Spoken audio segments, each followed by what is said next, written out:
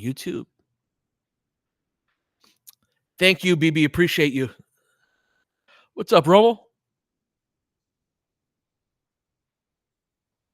Romelski, I think Vando is fairly close. They're trying to get him as much time with other either like NBA caliber, NBA adjacent caliber athletes. There's only so much that can get done with the coaches and all that. So, Matt, 3 a.m. in Germany. Wow.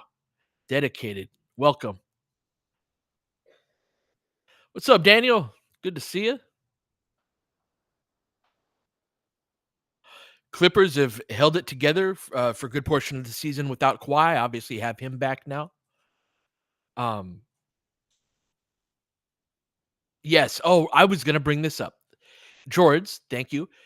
And Raj, of course, says, feels like every time we play the Clippers, we're shocked that Ty Lue does not let AD play one-on-one. Thank you. Like, please be prepared for that. Be prepared for that. Make sure there are cutters. There are different ways to do that, right? You can dive from the top and relocate. That's been kind of what we've been doing lately when we've been posting up and getting doubled. I'm curious. We had a cut to Rui that so one of the ways to free up LeBron or AD to help them score one-on-one more effectively is to give them an ISO or a post up in the middle of the floor. This isn't just them. This is a league-wide concept, right? Rather than in the post on one side or the other, it's like posting them up at the free throw line and having them go to work. Well, teams will double that too, and the geometry of how you and where you want to cut from is more on the wing. It's more of a wing cut at that point. And so Rui got a layup or a dunk off of that in the last game. That was like, yes, okay, cool. We're starting to get secondary buckets off of post ups and singular touches like that. And so, yeah, gonna need to be real sharp with that. The Clippers are a serious defensive squad. Obviously, Kawhi adds to that and gives them a level of shot making and another ball handler. So yeah, Dorian Finney-Smith will be very important tonight. So let's hope it is a big game for him. Sanjay, yes, not only are his ball pressure woes fixable, I would argue that him getting the reps. So like he's gotten better at this, in a sentence. And to call them woes, it's not. I don't think he's bad at it.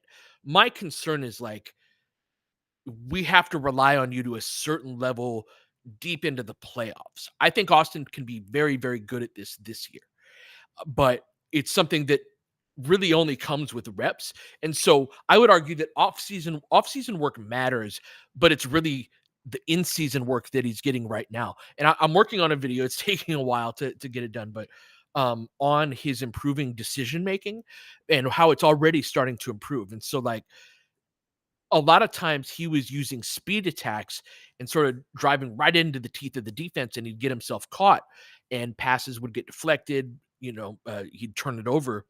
And now he's starting to play a little more under control, pick up his dribble, pivot away from the pressure. And so this will be a great test of that tonight because the Clippers will be both ball pressure and ball denial, right?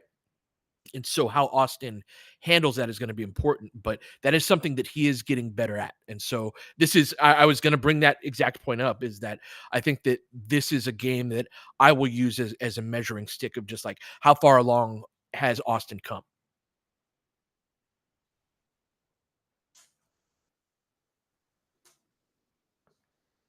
I hope so too, Romelski. That's also we need some warm up playoff games too for the trade deadline and evaluating just what this team is. So nights like this are a great opportunity to take a game very seriously, try to get a win. Ooh, who do I think Rui guards tonight? Coffee? Let's see. Kawhi. Yeah, maybe Kawhi. Eh.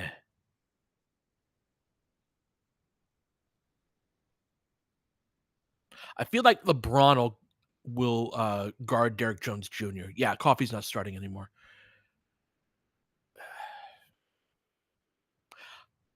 I think it's likelier that Rui starts on Kawhi than LeBron.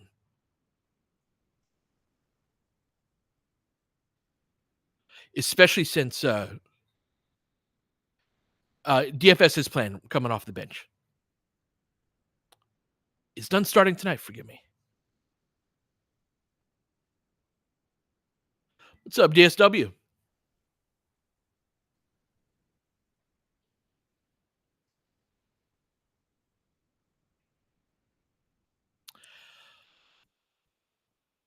Welcome, Paula. And yeah, Zoo is one of my favorite centers too. One of the first guys that I got to cover uh, when I was covering the Lakers media. One of the first scenes I saw when I walked in, and I'm all excited. It's media day for the Lakers. Oh, I can't believe I got a credential. And Zoo is standing under the basket, and he's holding the rim and bending it down, and his toes are touching the floor. So Zoo has a crazy standing reach, meaning when he just puts his arms straight up, uh, that it's like 9'6". So if he gets on his tippy toes and just like leans up a bit, yeah, he can both have his hands on the rim pulling down and his toes on the ground at the same time. I'd never seen that before, and that was like the first thing I saw on my very first media day. And Zoo was always very cool. He had just come to America too, and so there's a lot of like behind the scenes scene stuff where the great Ty Nowell, who used to be the Lakers social media guy back in the day, like played a hand in like helping get Zoo acquainted with LA, and just like finding places to shop at, things like that. What's up, Rob? Yeah, Zoo is, I mean, remember he was 19 when we drafted him, so he wasn't that bulky for an NBA 5 at that point, but for a 19-year-old, he was a big kid. So, yeah, he's got his grown man strength now, and he's one of the better starting centers in the league.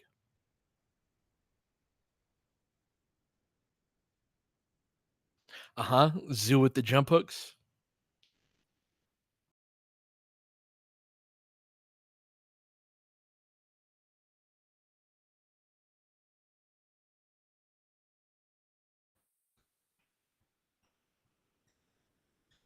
Yeah, Zoo and Caruso. Yep.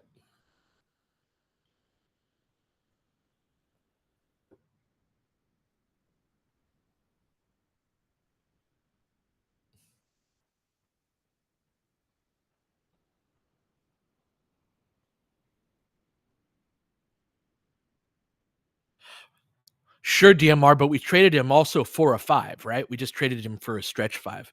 I felt like that Magic was just like, we need this type of 5. Who's the best type of 5 that we could get? Yeah, Magic didn't like him and didn't plan on re-signing him anyway.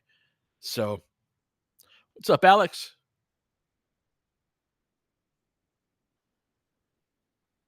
About to get tipped off here.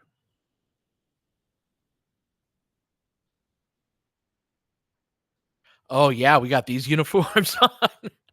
All right. Let's hope we have better luck. Yeah, we haven't beaten a good team in since the trade.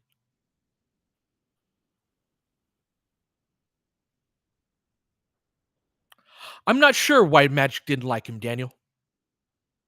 All right. Balls up. Lakers win the tip.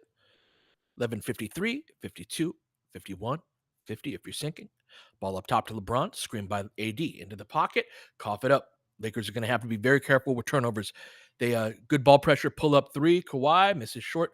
Good box out by LeBron. AD clears it over to LeBron.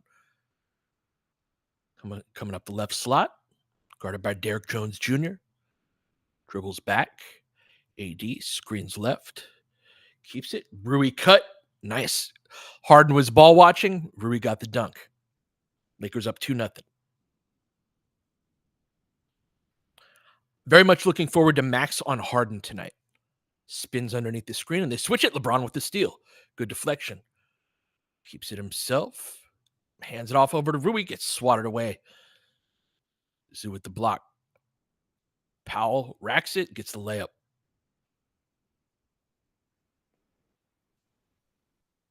10:53 left. Austin with it. Lakers in a horn set. Over to LeBron. Austin cuts through. Over to the other elbow. Jab step. AD knocks it down.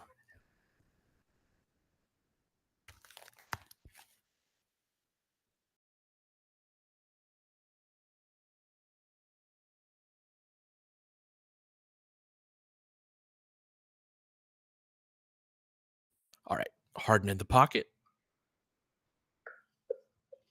3.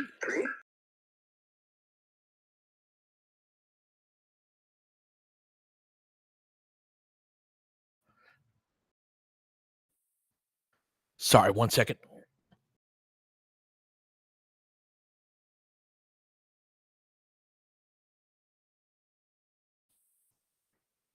Okay, we're back. Sorry. Quiet with it. Lakers up 6-5. 9:55 left. Over to Zoo.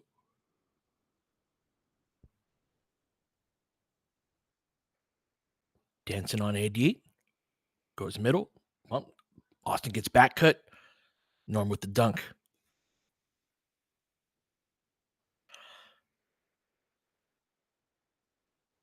Yeah, Norm with all 7. Looping pass over to AD. Skips it to Max. Takes the 3 in the corner. Misses short.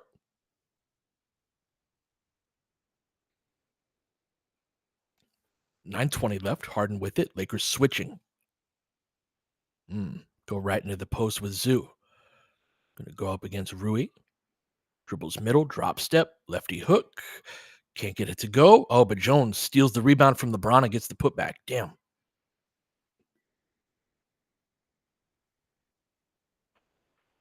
Lakers down 9-6. Bron, 3 ball. Swish. Ties it up at 9. I really like that action for LeBron when he starts in that right corner and slides up. I think that really suits the way he wants to shoot a jump shot. Spin middle, floater. Zoo rolls it in. Nice shot. He was figuring out if it wanted to go in or not. 8:30 left. Handoff over to LeBron. Keeps it. Ooh. Nice reverse pivot. Gets his feet set. A little too much time, but gets it to go. Those are actually really hard shots, but got his feet under him. That's 2 threes for LeBron with a skip in his step. Lakers take the lead. Harden trying to cross on Max. He takes the 3, jumps into him, gets the 3 to go. Going to be an and one.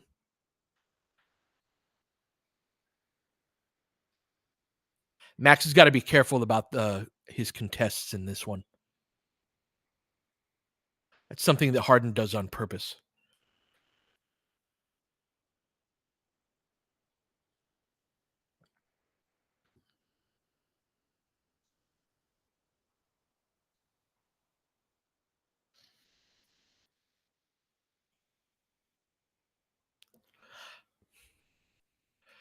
I don't understand that rule, like what space a shooter is entitled to versus what a closeout defender is entitled to. All right, 4-point play. Clippers regain the lead, 15-12, 7:58 left. Braun with it to Max in the corner. Up top to AD. Oh, thought Braun was going to cut through, but he went for the split cut instead. Turnover on AD. Good closeout by Max. Powell tried to draw the foul, coughs it up. Deep 3 by LeBron. Can't get that. Clippers with the rebound. That was a feeling himself shot by LeBron right there. Gonna switch on to good. They're not just letting Austin on an island. Rotates to Jones for 3. See, is that a preferable outcome to Kawhi being left alone one-on-one with Austin? Thank you for not just like leaving that. Yeah, good stuff. Turnaround jumper. AD can't get it to go. Zoo with the rebound. 7:05 left. Harden picks up his dribble. Looking for the back cut. Nothing doing. Back out top to Powell. Into the post to Harden. Going to be physical with Max. Skips it over Rui. Wasn't ready for that. Come on, Rui. Yep. Ball watching. Lakers down 18-12. Going to have a timeout. Lakers getting torched on defense.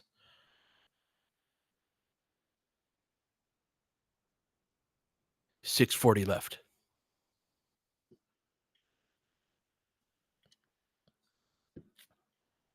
Yeah, Rui was caught in no man's land where he was neither doubling nor close enough to get back to the 3-point shooter, nor did he have his hands ready. So, like, his reaction to that pass was to flail his hands at it.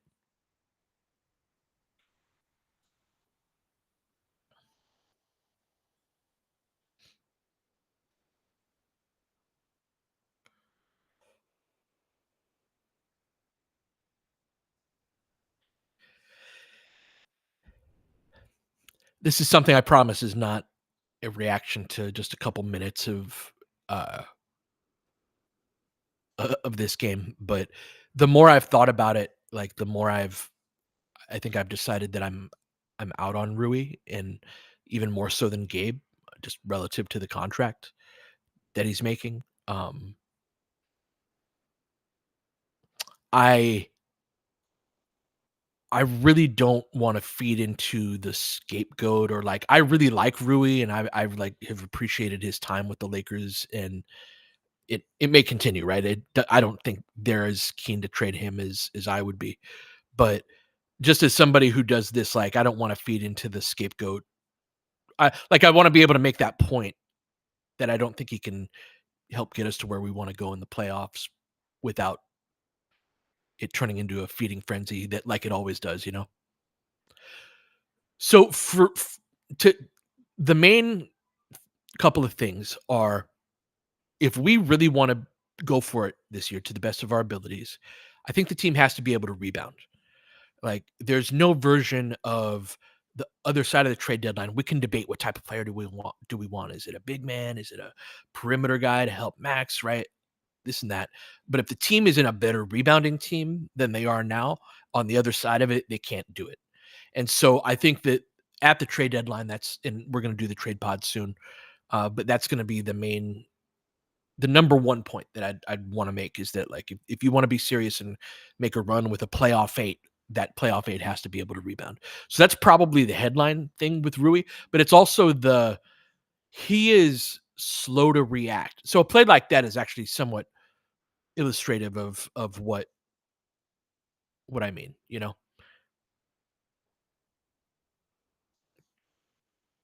It's funny, AJ. I was thinking about this today, and kind of where I'm at right now. I'm giving you guys all the stuff that's going to be on the trade pod ahead of time, but um Kessler might be the only guy I would trade a first for, and I would trade both first for him. And I'm increasingly of that opinion. I will give my argument as to why, uh, but we're back with the game to be continued. All right, same crew as before. Hand off to Austin. Good drive and kick. Three from LeBron. Misses short. It's good shot creation though.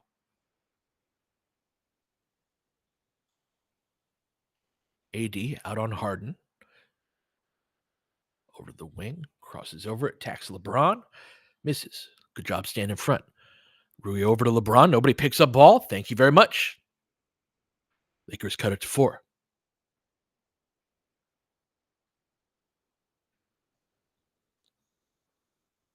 And as 23, D'Lo isn't the bar that needs to be cleared, you know?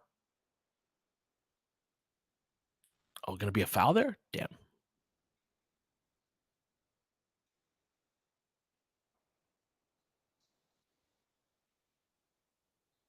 Fuji, that's a good way of putting it. I wish that we could depend on Rui less and had the money to still. Yeah.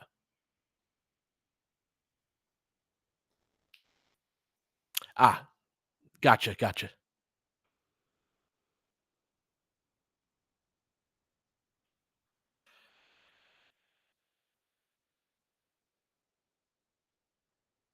We do have him coming in, first game in a couple games.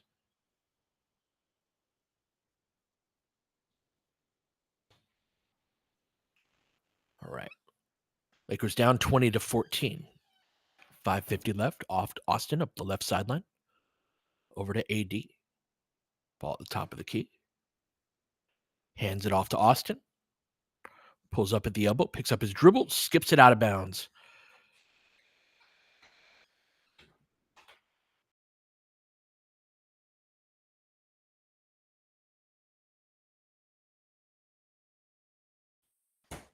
Yeah, that's a good way of putting it, Richie. It's like just I wish we had more time to decide too, right? As they get a wide open look on a skip pass from Harden. Clippers really outplaying the Lakers right now. Hopefully, we can get back to it. All right. Ball over to Austin. LeBron out right now. AD, skip. Good basketball, guys. Good shot creation today. 3 ball from Max. Offense is starting in the last week or so. Just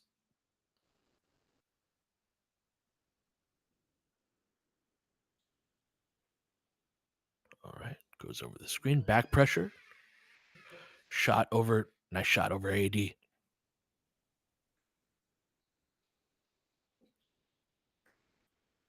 All right. Problem is their offense is looking pretty damn good too. A little better than the Lakers. 3 ball from Austin off the back pedal. Can't get it to go. Zoo outlets. Kawhi looking to push. Hands it off. 3 at the top of the key. Oh, but Zoo. That's a big man right there. Who'd he get there? Rui?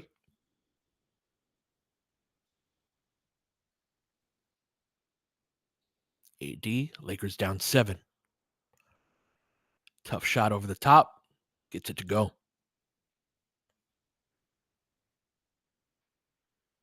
Gonna have another timeout. Lakers down 24-19 with 4:10 left. So Lakers defense getting carved up right now.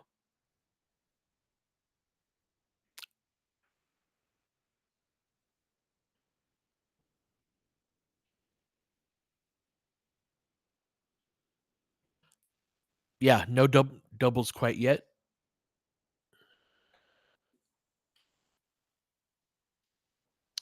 Good call out. That 3 isn't possible without the cut by DFS. That's exactly right. That's why I was excited is like, oh, hey, this is how it's supposed to look. This is everybody's doing their job in pass cut replace flow offense type of basketball.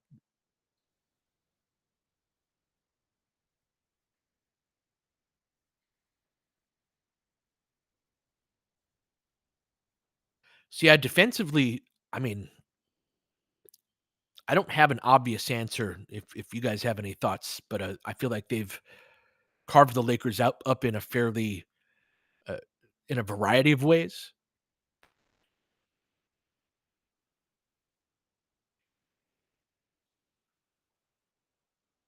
Yep. No, this Clipper team, that's how they've hung in this season has been with their defense. So you add Kawhi to that.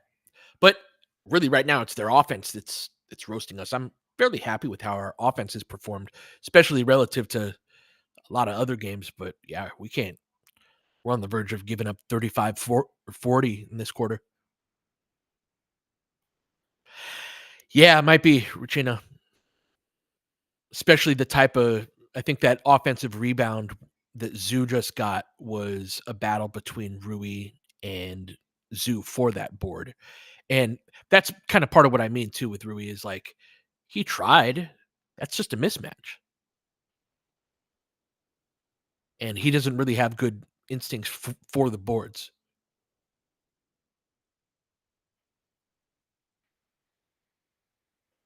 Yeah, usually when you have a team in this type of rhythm offensively, you want to be able to break that rhythm. There are a couple ways to do it. Some's with pressure, some is with zone and deception, things like that. But to pressure, you have to have the horses to do that, and to play zone, you probably have to practice more than the Lakers do. So, like I said, I don't have a great defensive solution that comes to mind. I'll continue watching and calling the game and think if something comes to mind. But yeah, yeah, not having a nose for the ball it's a very late reaction. He's one of the later guys to react when the ball is gettable.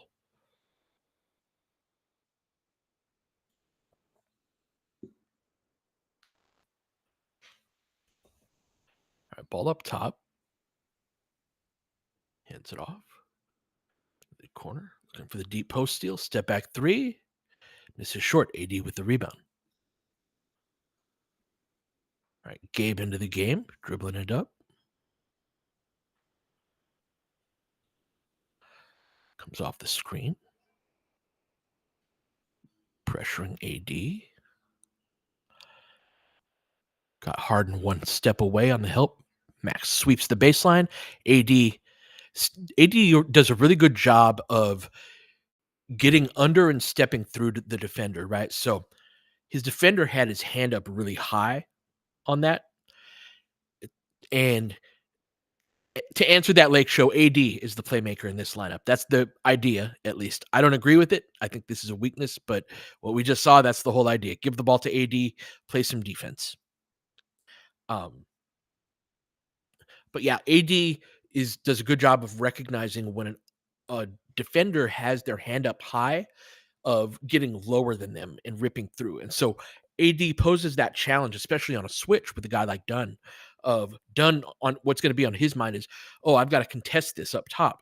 But the higher you get, the more like the higher in your stance you get, and you get vulnerable to drives to the basket. And so AD being a threat as a driver as well really helps him get those type of free throw attempts and opportunities because he can beat you off the dribble if you get into that type of stance.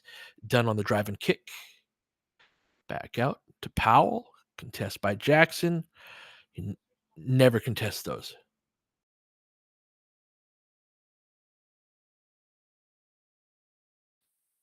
All right, Gabe comes off the screen into the pocket, pick and pop. AD rejects it. Drives into the defense. Good contest.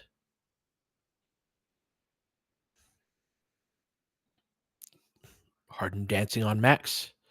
Drives at him. Good contest. Let's go, Max. Let's go. Tried to put a move on him. Played good fundamental defense. Didn't get shaken off of his stance. Contested high without fouling. Got the block. Killer. Skips it over. Crossover. Drive kick. Deflected. Keep it here, but only 3.8 on the shot clock. Lakers down 26-21. 2:32 left. And Max closing out that space.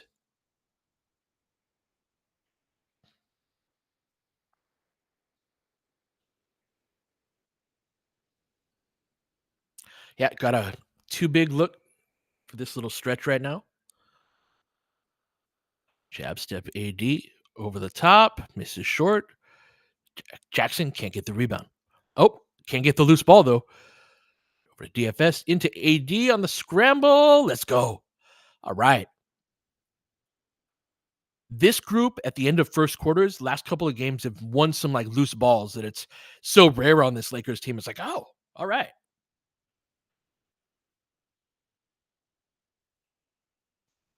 Gabe swings it over to Dunn. Misses that. Take that over to Lakers are huge right now. Pull up three by LeBron. Oh, rattles in and out. What's that? LeBron at the two? Step back three by Harden. Gets it to go. Damn.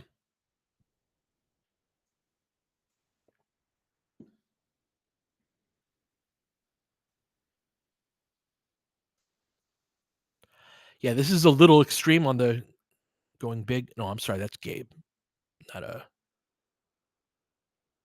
Max on that other spot.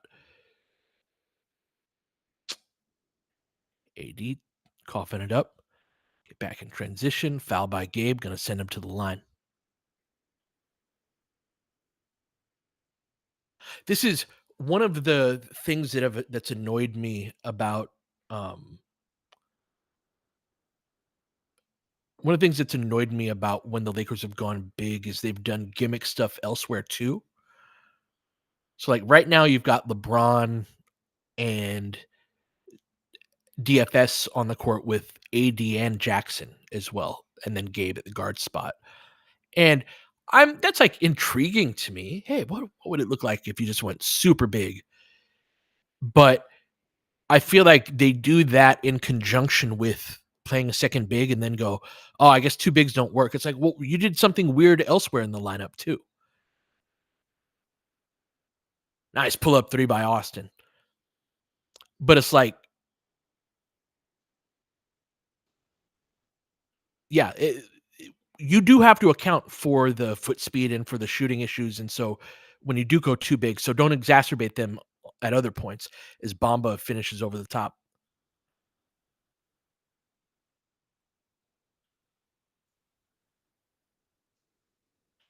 Yeah, it's just so easy to score on him. LeBron, this is those middle touches I was talking about. Racks left, gets deflected.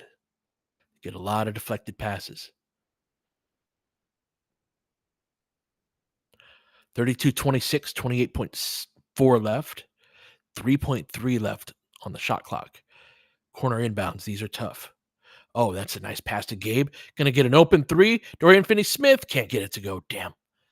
Jackson knocks it out of bounds. Got a good shot there.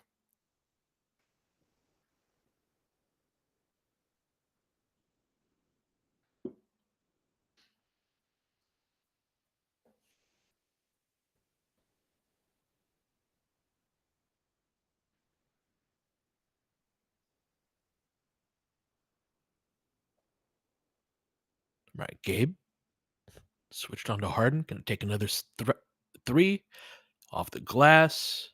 That's gonna do it for this first quarter. Things slowed up a bit on the offensive end in the back half of that quarter, but Lakers go down 32-26.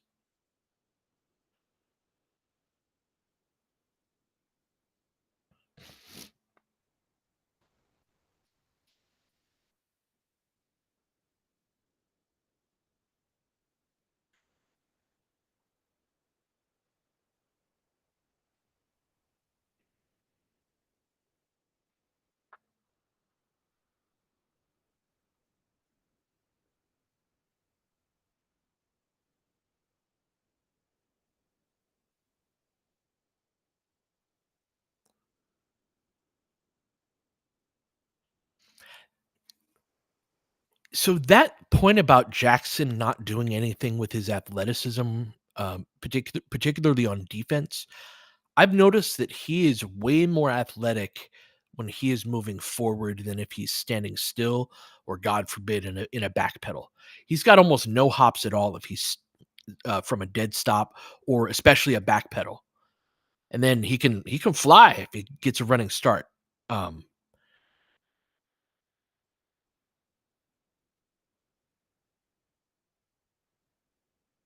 but yeah, there are a lot of times where the reason he's bad in a drop is because it requires you to backpedal if you're in that position. And then once the player goes up for the shot or the layup or whatever, you've got to be able to lift up off the ground the best you can. And he's also late to read it. And so it's hard to sometimes parse out. If you watch him, there are times where you see the athleticism, but he's just like a quarter second late in using it. It's also why he fouls as much as he does. And so he's kind of getting to the zenith of his jump a beat later than he should be. I think so, Richie. The best way to use him is as an aggressing, hedging, go forward type of player. And the like he's the type of guy where you give him you do that, be aggressive on the perimeter, and then right go back here. Don't give him anything complicated. And that's hard though, right? But it's part of the bed you make when all you ever do is pay vet mins to your backup five spot. This is something that I feel like they took the wrong lesson from Dwight's success with the Lakers. Dwight provided very high level rebounding and rim protection for a vet minimum player. Like he was very good at both of those things. That's not super common from a vet min backup five. We're back at it. Both teams shot at least 50% from the field. Ball to Kawhi, switching Rui onto him, crossing over into the corner. Damn, caught LeBron napping there. Quick corner three by Batum.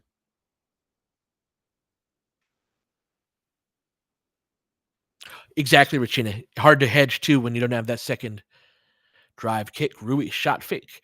So yeah, went the wrong way on that drive, which is why the opportunity was to his left. LeBron gets fouled.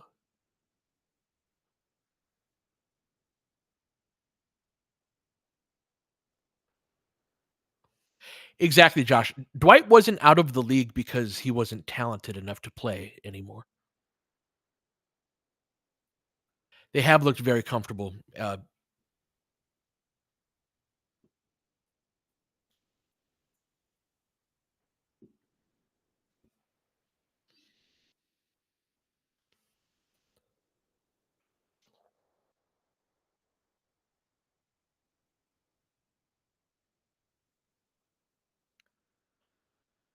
Yeah, there were plenty of questions about him.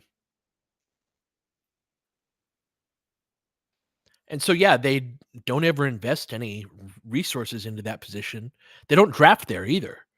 When was the last non-guard or perimeter type of player the Lakers drafted?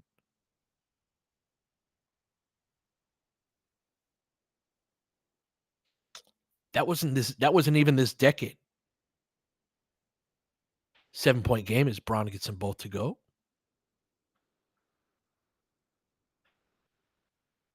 Damn, classic Kawhi shot on the baseline. Wagner was what, 2019? TB was 2018. We're in 2025. Austin comes off the ball screen, drive, kick, pick and pop three. Rui back rims it, going the other way.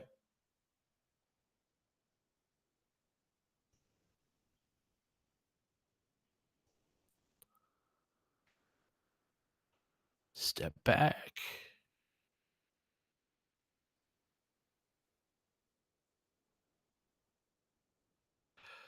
Three from Austin. Let's go. His jumpers look good lately.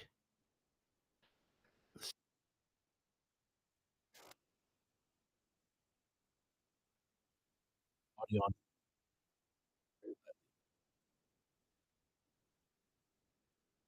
sliding his feet.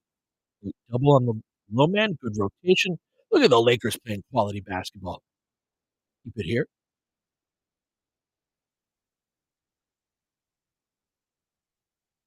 First Dalton appearance in the game.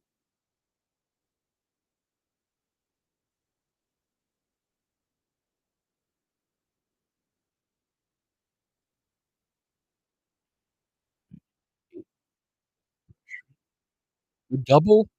Gotta grab that.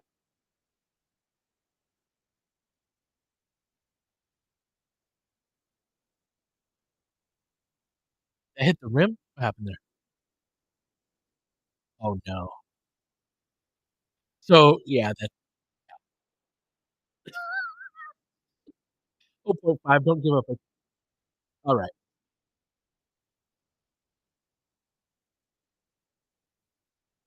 Did it graze the backboard? I must have missed it.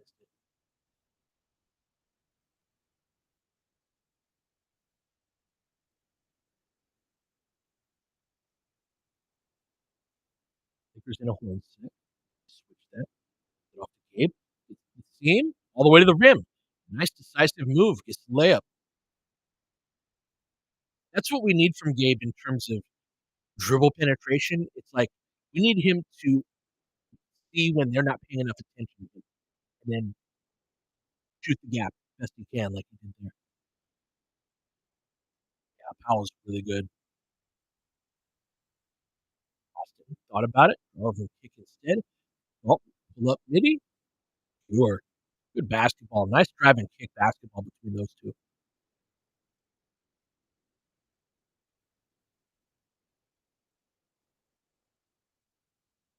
Crossed over, driving right at Gabe. Ah, well, Mike is messed up.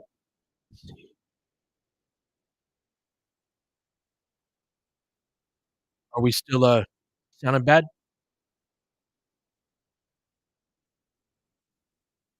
Got it. Thank you. Thanks for letting me know.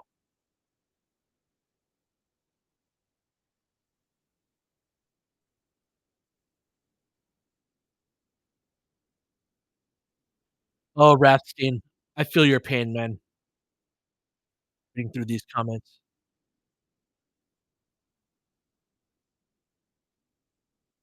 Sorry about that.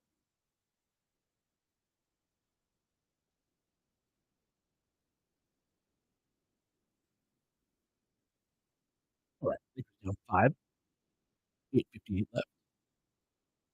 It's off to Dalton, over to LeBron with these middle touches.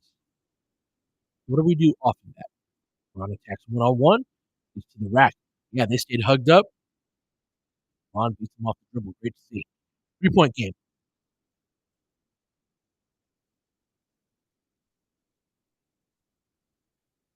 Goes out. Come on, gotta get there. That Dalton? Yep. Gotta know who you're guarding.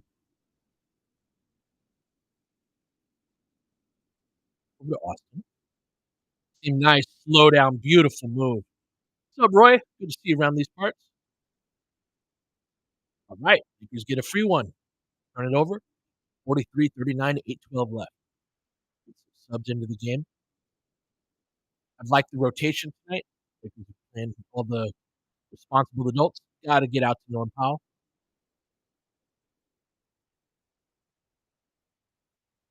These are the type of in-game things too that you have control over. You got a guy who's hot, who's really good. You gotta send more resources to him. Nice. Good basketball. Great read by Zoo. Was way ahead of that. Went off of Max's body. Zoo read that the whole way.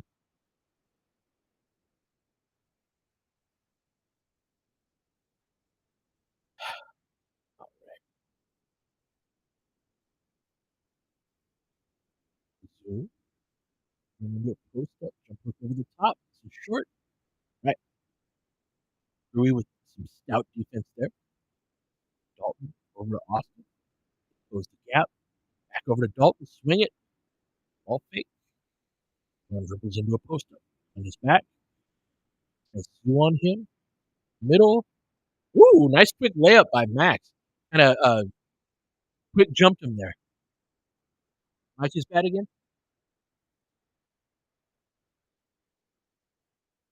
I check 1, 2. So bad.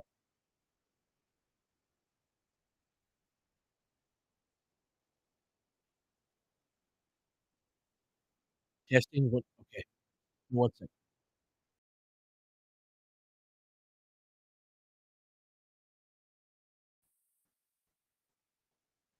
Is this better?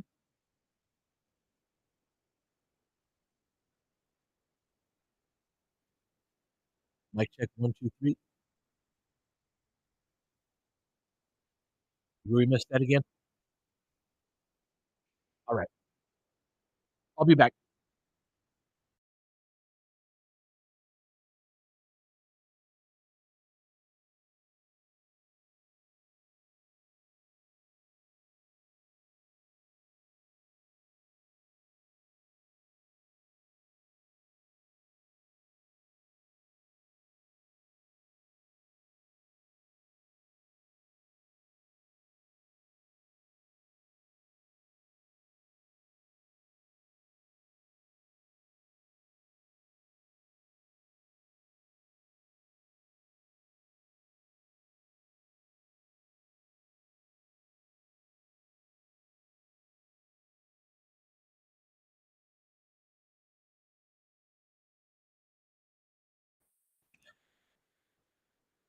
Is this any better? Ah, fantastic. Good. Ah, so sorry about that. All right. What did Rui mess up there? I saw a couple of comments there.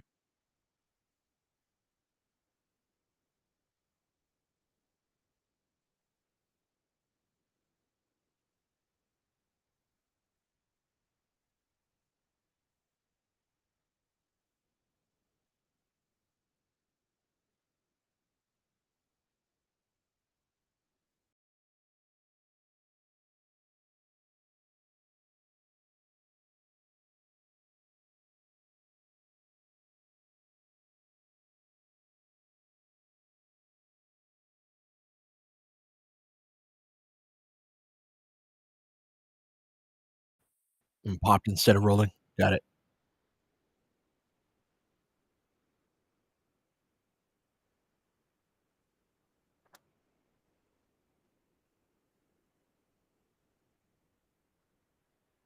So, yeah, in a lot of these games against the better teams, the faster teams, and really those are one and the same. A lot of these scenarios are the same against every team that you play against. Seem like the Clippers are going to make you navigate them a little better. For example, that block that you got on Max. That was a well executed play from the Lakers end, and Max instead of cross screen, then they gave it to LeBron, and that's a smart play by from the coaches too. In that, that's a way of exploiting switching. In that, on that switch, if you set that screen and you're in Max's position, the inside pivot, you actually have a passing. So they set that up really nicely. But Zoo also saw this coming, and the right play. So you're going to score on that against a bad team, a bad defense in the regular season. Jesus. Again, man,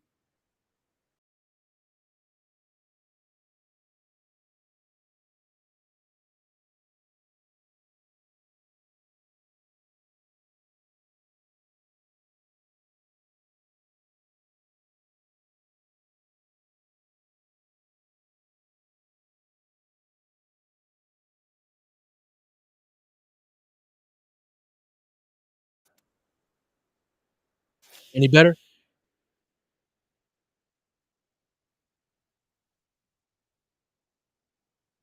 Hey, that's great, Jesse. I'm glad. So sorry. I think this was a cable issue actually tonight. Max, let's go.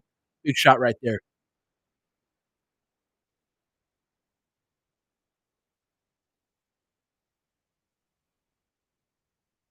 Max up to 8 on the night. Quarter. Hesitation. Dribble. Picks up his dribble. AD. Damn, they can't get to lose ball. Over the top.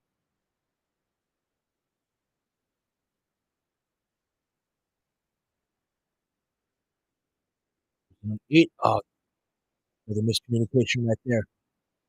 Austin thought that he was going to continue to cut through. I think Dalton was veering off for a screen. Yeah, slowed down on that. Lakers down 52-44. 5:27 left.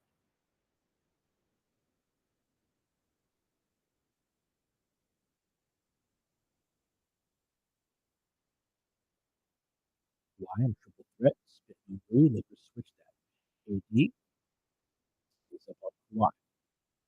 One. Pull up on Max. Short rebound over the top to Zoo. Rui.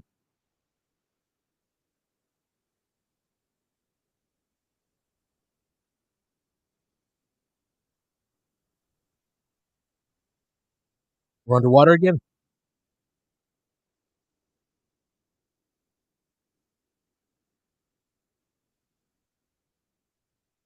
This has been very strange. Yeah, DFS's first half minutes, especially in a lot of games. Kawhi with the sidestep. Keep it here. Lakers can't win the rebounding game.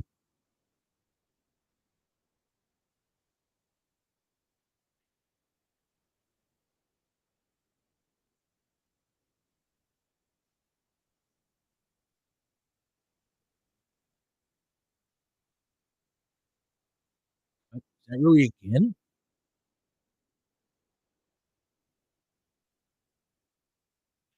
Brutal half for him. Lakers down 10. 5.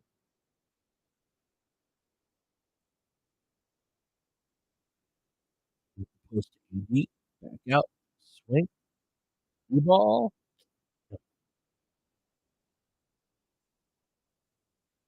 Clippers smell blood right now.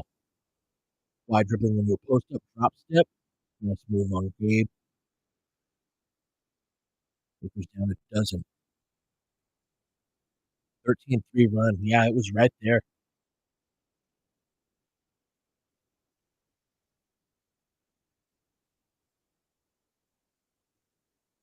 Contest by Zoo on AD. Ball to the ground. All right. Here's 3. Harden. This is that. AD clears the rebound. Out over Max. AD. Sit over to Gabe in the corner. 3. This is short. Zoo doing a nice job on the defensive boards. Get timeout. Clippers. Just as well. So this is part of the plan of not, um of trading D'Lo for DFS is them having lineups where AD is the shot creator on the floor.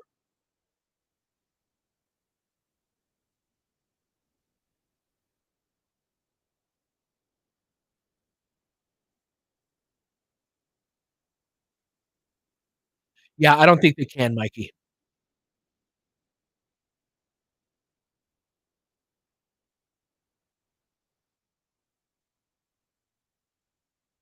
DFS played 7 minutes and 43 seconds.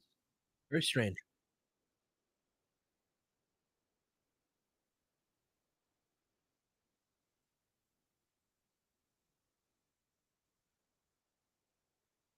This has been an ongoing theme in,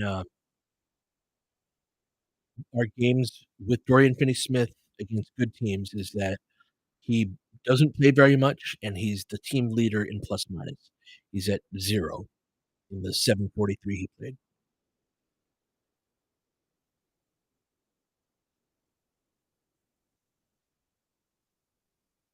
Yeah, very much so DMR. The, like, making a D'Lo trade and then doing it for a 20-minute game player, I don't get it.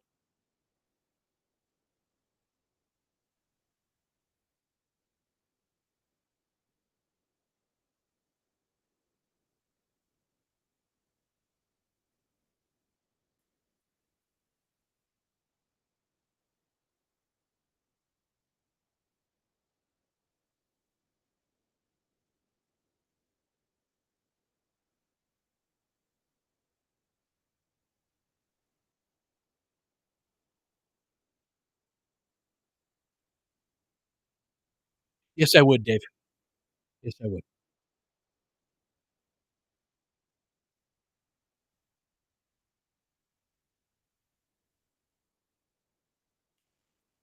Well, remember, Shaq, those 2 front offices have consummated a pretty big trade already, so I don't have Utah on my would not do a deal with the Lakers list.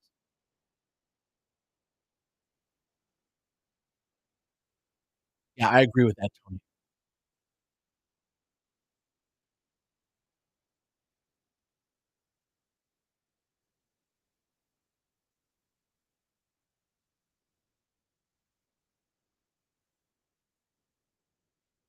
Lakers down a dozen, 3:30 left,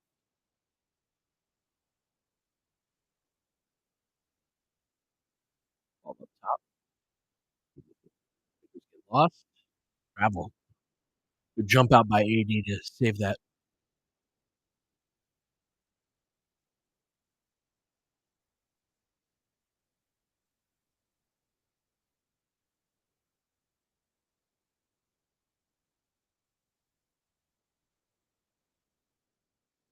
Nice close steal by LeBron. He's hammered, gonna go to the line.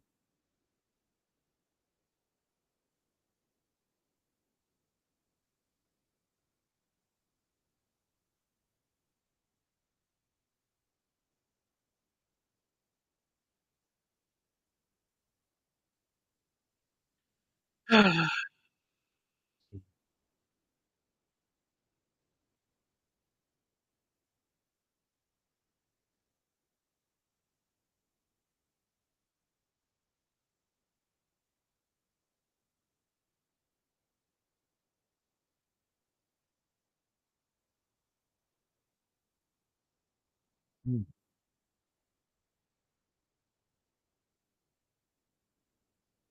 Did he airball the first free throw? I was looking at the box score. Oh, no.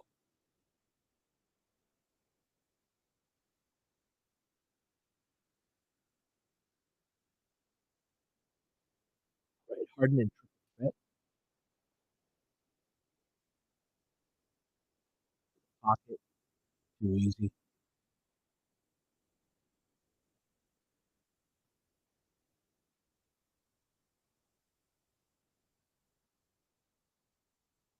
Drive, kick, 4, 3.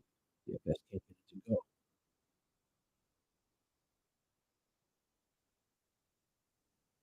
So Harden,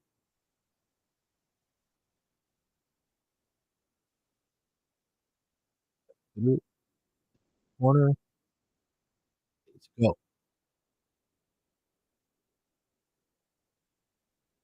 Behind his back, probing, good driving kick, knock that down. Damn,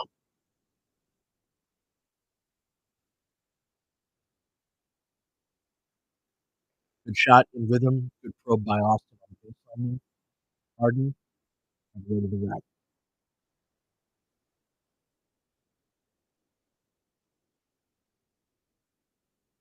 15-point game, 45 left. They definitely get up the court faster than we do.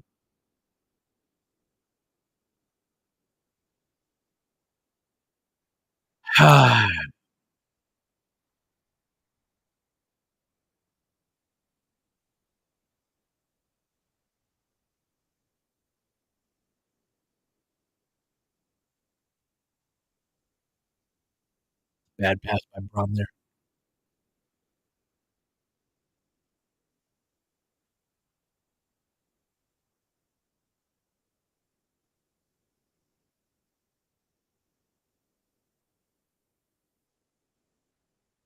So who are the serious teams that we've played post DFS trade?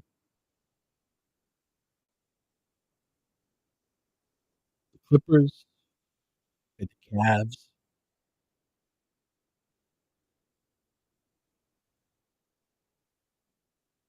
Dallas, Houston.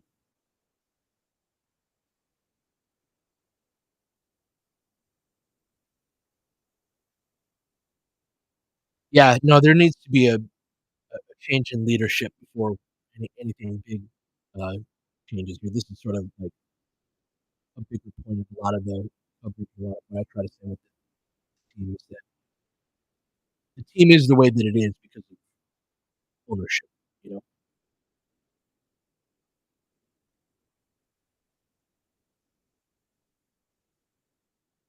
Harden,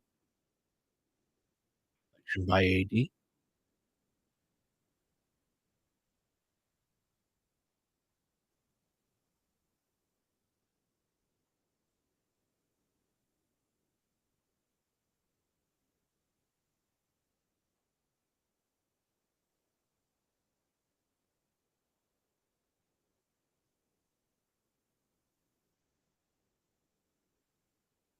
We'll talk potential sale at halftime. Trade DNP with AD back. Yeah.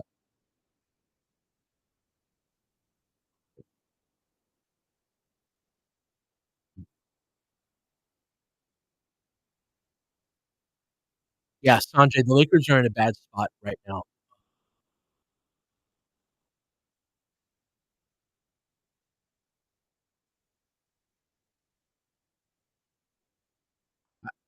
I think that a couple of years ago, with the Westbrook trade specifically, remember the long story short, I think that people like Luka, especially, but not just him, they were so shook by the Russ trade and fallout from it that what they wanted more in the world than anything else was stable, safe waters, right? A team that's like, ah, they're pretty good, they're kind of fun, and but not really going for it. Still Mike problems?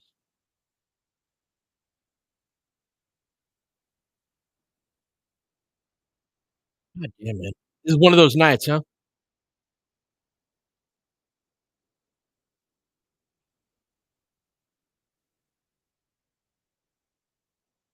Thank you for your understanding.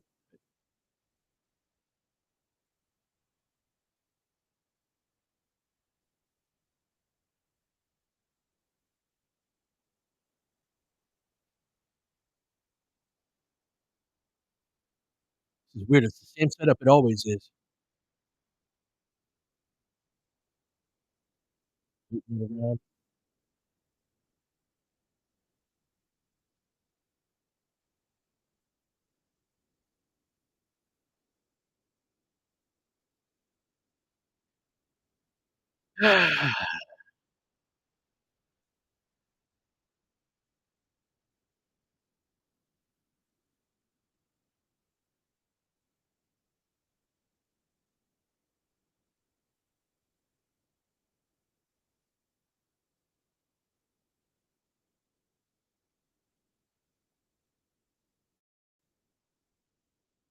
Yeah, locking us up.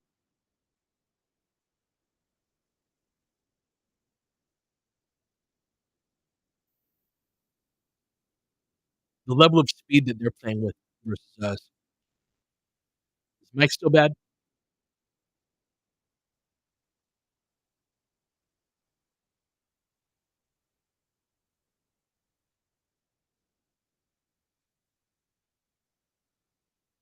I'm gonna try to fix my mic.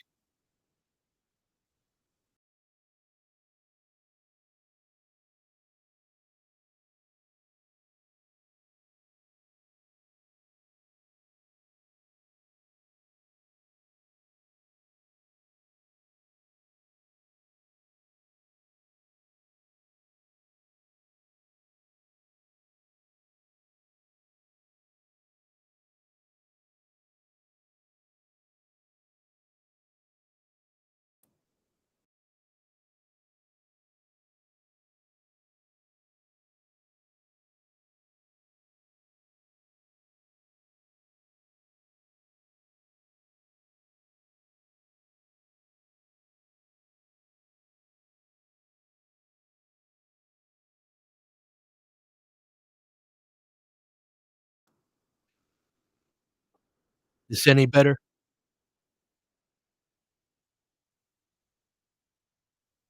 Alright.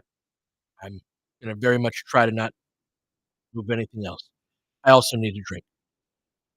What's up, Swade? Good to see you around. I'll be right back, guys.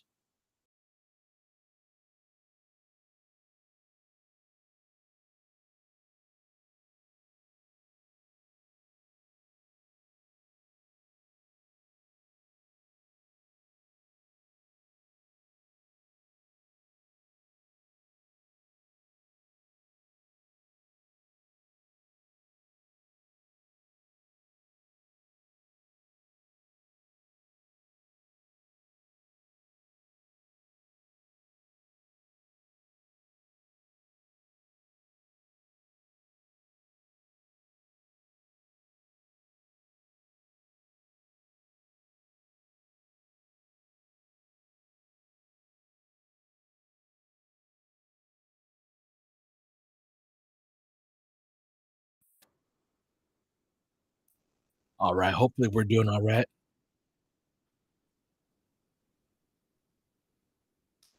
See you 17. That's kinda you 23 from 3. These are tough times. What I was trying to say a moment ago, was the Westbrook trade. I think that after that, the goal of a lot of the front office became to stabilize the waters more than anything else, and the fallout trade. Um, good, good. I'm glad that it sounds better. Try not to touch anything at all.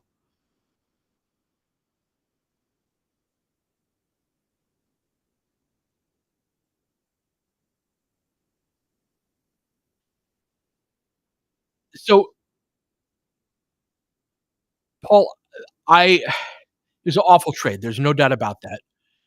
I think that it was more recover like, if you think the Lakers couldn't recover from that, I think you're giving Pelinka and the front office in general an out that they don't deserve. Meaning that it was you traded 2 very good role guys for a guy who didn't fit your team. But then after 1 year, he becomes this really big expiring contract that you could actually get a lot of NBA player back for that expiring deal, as we saw that the Lakers did. And so the Russ trade wasn't the only mistake of that that offseason, and that to me was the first year that Pelinka really got to build the team he wanted to build, um, in that 2020 was the plan B, the fallback plan of going all defense and all that, and 2021 was sort of a hybrid, right? You win the championship, you gotta run it back with that crew, but when they got knocked out in 21, that was, like, the opportunity to, like, "Alright, now I get to build the team that I wanna build," and there were so many mistakes made, like with Caruso, the evaluation of him, um, that but even then, like, the Lakers don't have a lot of two-way player. When you watch them go up against the serious teams, I know it's a stream of consciousness, but when you watch them go up against the serious teams, the level of two-way player that other teams have in their non-stars is a good deal higher than the Lakers have,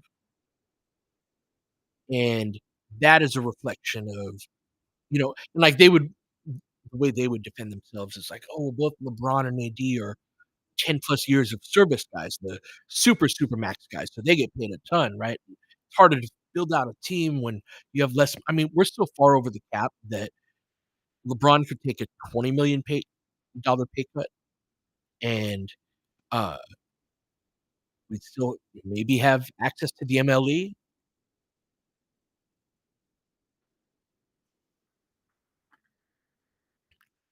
That's right, 916. This is exactly the wrong place you wanna be. That's right, Mikey, yep, the most talented group ever assembled. So, big LAL guy, how much of a voice does Tim Harris have? With him, he's entirely running the business ops. And so within the Lakers, that's a very big deal, right? If you work there, he is much more of a important figure than Rob Pelinka is if you work within the Lakers. But he does not have any voice on the basketball side. Want to be clear about that. Yeah, his job is to run the Lakers business and oversee all of that. So he has no.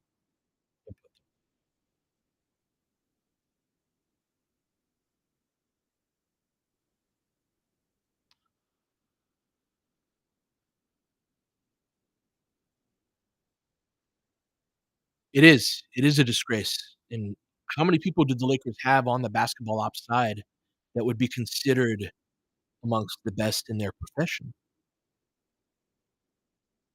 Probably our scouts. I miss Doctor Buss too.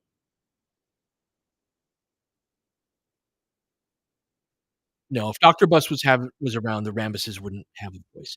The Rambuses have a voice because it's funny too, because Doctor Buss basically Lin the story of Linda Rambus, as I understand it, is she was the secretary, the front person at the front desk for the Lakers in the early mid-80s as, like, 19, 20 years old, and she was right around the same age as Jeannie. And in that time, she met Kurt, and Dr. Buss was very fond of her, and that she's very and, like, Linda's sharp. Linda's very yeah, Linda's a sharp person. Um, and so, basically, Dr. Buss came to that same conclusion and was like, "Hey, you and my daughter, you should be close," basically. And so they have been ever since. And so Linda is Jeannie's best friend for 40 years, like, very deep connection. And Kurt is her husband of of about 30 years, and they've all become very close, like, over that time. And so that is a best friend type of relationship where because of Kurt's history with the team and all of that, he has a voice, but it's more like a he doesn't have control. Rambis doesn't have control. It's just more of a he's one of the people in the room that is, "Hey, I actually think this."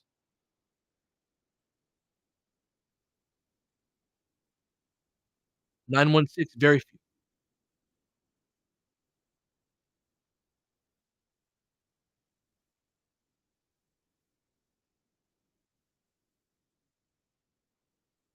So, with respect to the family trust, as I understand it, they need a majority vote, amongst the Buck kids to be able to sell the team.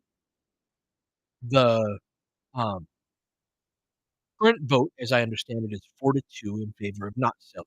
There are 2 kids that I believe are Johnny and I don't remember who. It might be Jamie who are like, "Yeah, I'd prefer to sell the team and cash out," because one of the things about the family trust is that when the Buss kids die, their shares do not get passed down to their children. It gets consolidated into the other living kids, and then it's the last one. And then what happens when the last one ending? I don't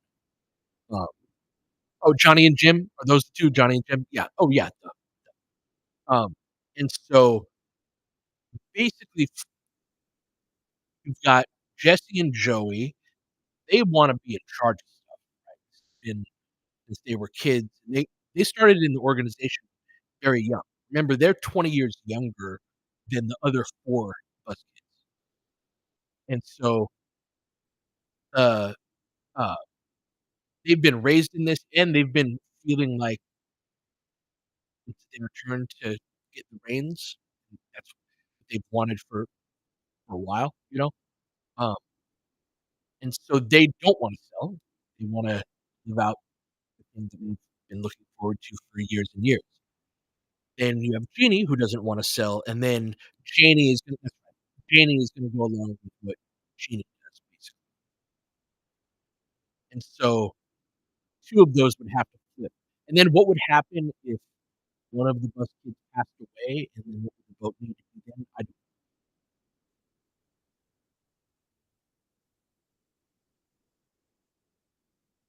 think again.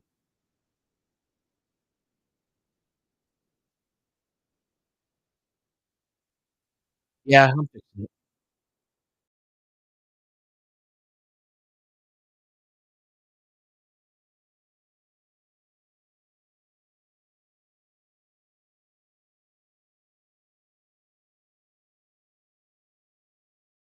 Any better?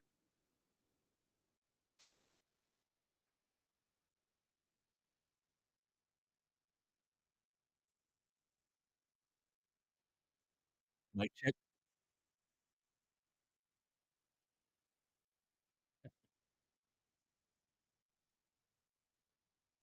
Yeah, I know, this is, the basketball god's not been happy with us.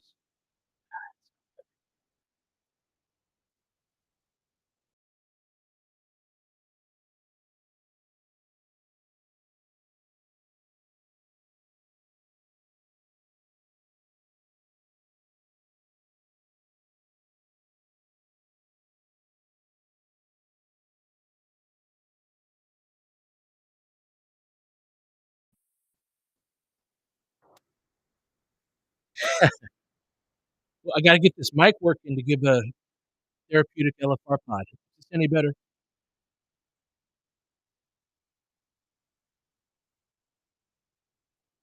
I'm sorry, I'm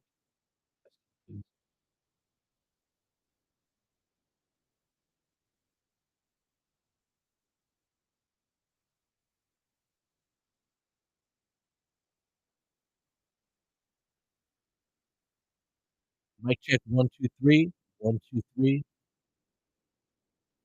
Still good?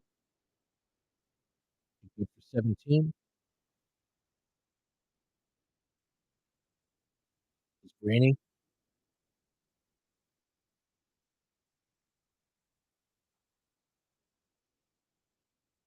Alright, I'll be back.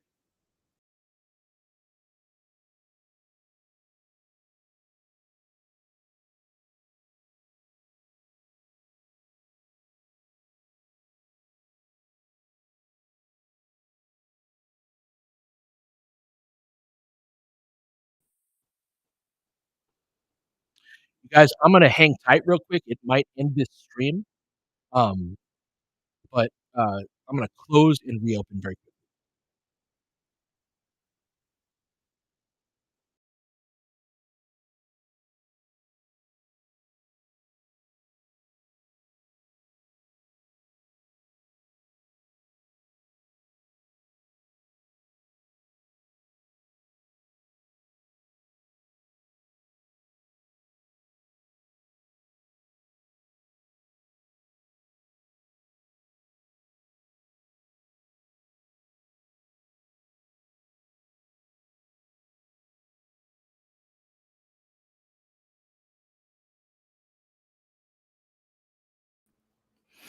Any luck here, guys? Fingers crossed. It's irritating. I'm so sorry. Okay, let me get YouTube back up.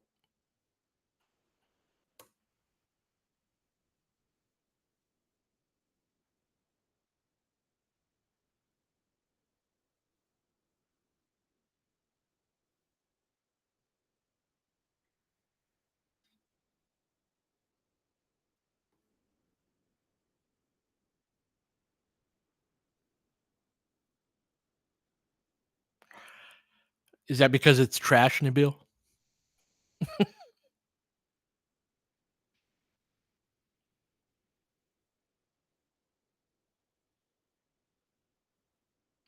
So, Tony, I don't think Dalton or Rui are expected to be in the rotation come playoff time. Um, Rui, I think, is, but that's part of the reason why I think you have to have. That's why I think you have to have a replacement for him in that money.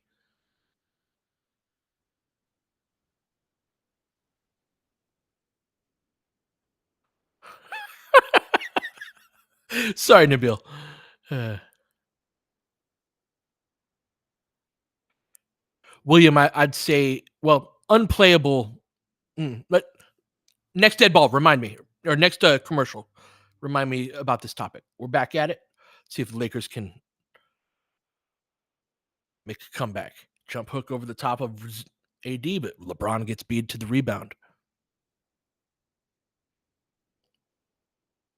Kawhi, tough shot over AD, misses long. AD clears it.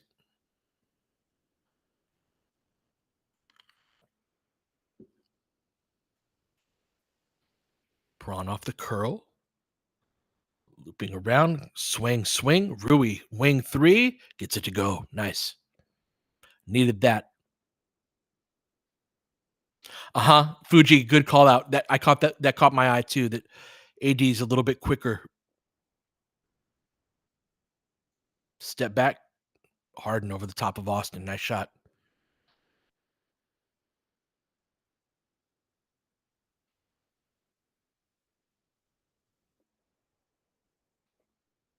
Bad stuff. Bad pass by Braun, but keep it here. He's had some kind of lazy passes and turnovers.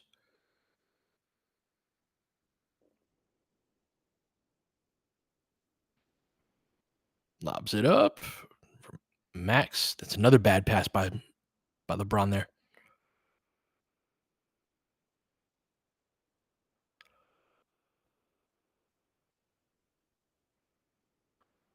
Short roll. Contest by, come on, guys. Keep getting beat. So for AD to contest, you need the guys along the baseline and that low man to be able to rebound. Drive kick. Another three by Rui. Short on that one. Up and over and out. Lakers down 16.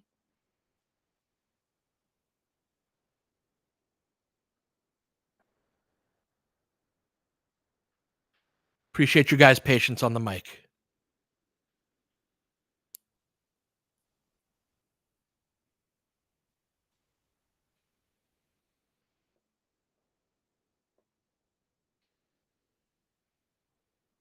Kind of a soft double there. Braun does pick up the baseline eventually, forces the turnover. Lakers in transition, coughs it up again. Come on, Braun.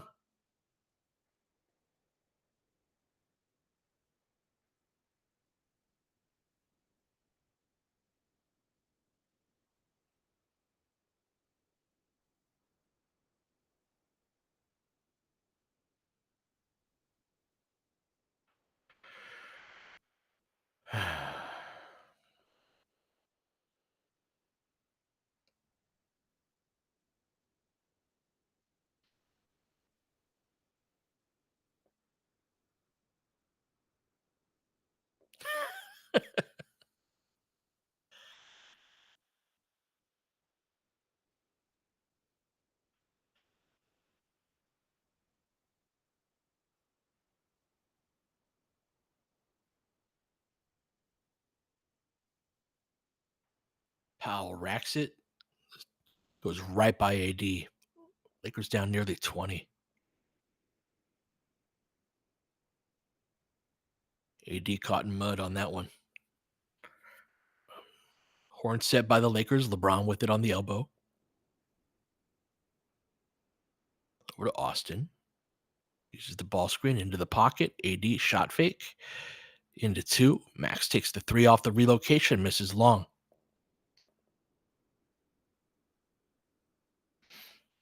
Like to see AD take that jumper in rhythm.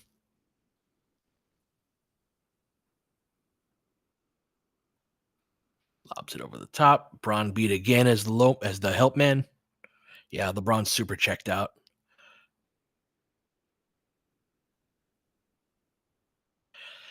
Alex, I understand. Rui on the baseline. Nice pass.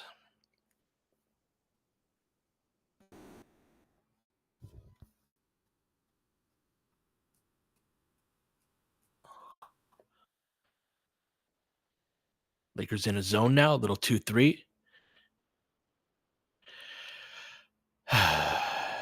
Timeout. Lakers down 21, 75-54.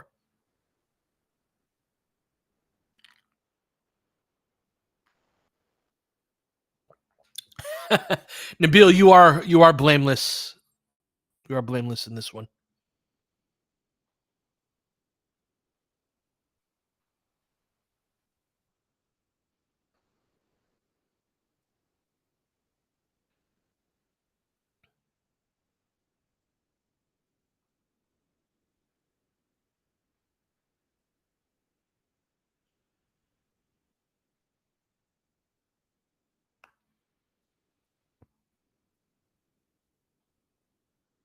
YNK, I understand that's part of what this evaluation period is, right? Thing I would say is like this team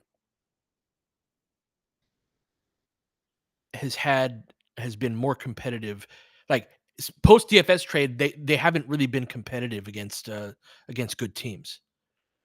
And so if that's what the team is now, especially, we needed that trade to be the first step in making the team better, you know?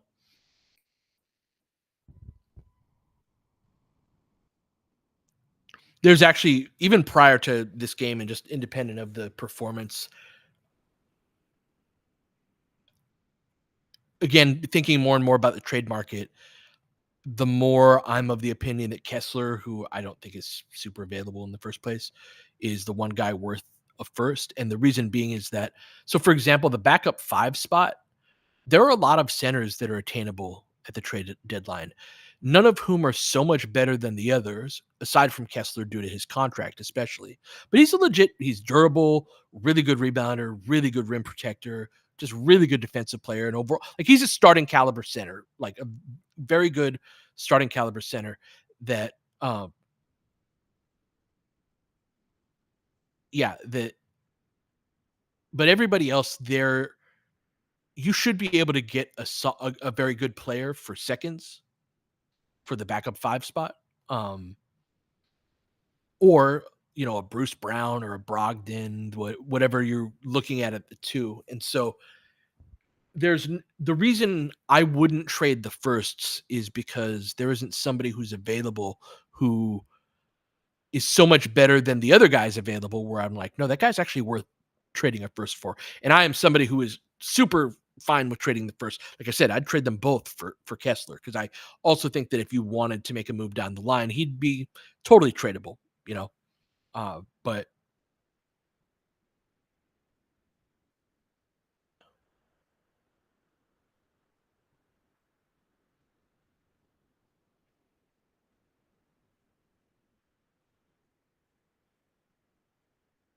But YNK, I totally understand the sentiment that goes beyond even just like, oh, the market kind of plays out that way. Nice little midi from Braun on a curl.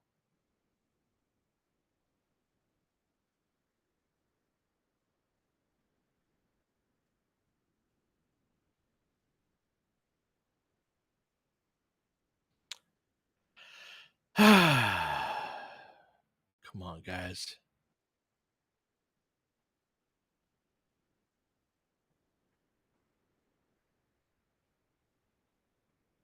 Good back cut. Oh, hey, LeBron smokes the layup, man. Low gather. Lakers get lucky. Outlet to Braun, who's cherry picking after missing the last layup, gets the dunk. Down below 20, 7:30 left in the third. 77-58.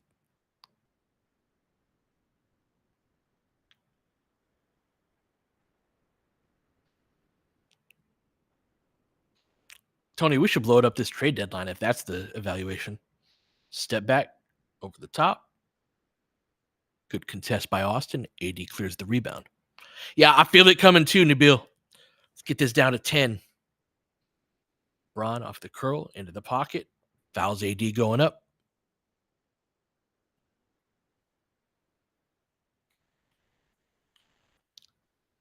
Oh, I will be fooled, Fuji. I I I like to get my hopes up.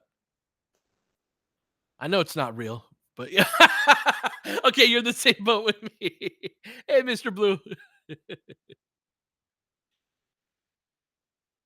There you go, gumdrop. That's the spirit. That's what I want to hear.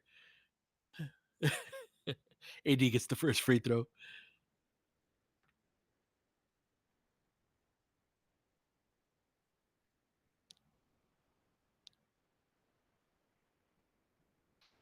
I haven't heard anything about McMillan. I've heard McMillan is a player, is a coach who coaches through a lot of like player centric. His way of coaching is through like coaching the players more than broader schematics, I believe.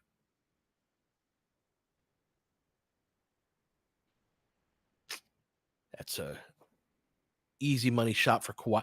Kawhi's footwork is so good that he catches that and then faces up and gets his feet under him really quickly. And then it's just a practice jumper from 15. Nice baseline cut again. Yeah, Gafford is another example of another five that's available. There are several trade. If you want to get a five, a backup five, or any five, whatever, this is a good market to be a buyer in. Nice move by Kawhi, sidestep. Yeah, Dorian Finney-Smith got no. So yeah, we've got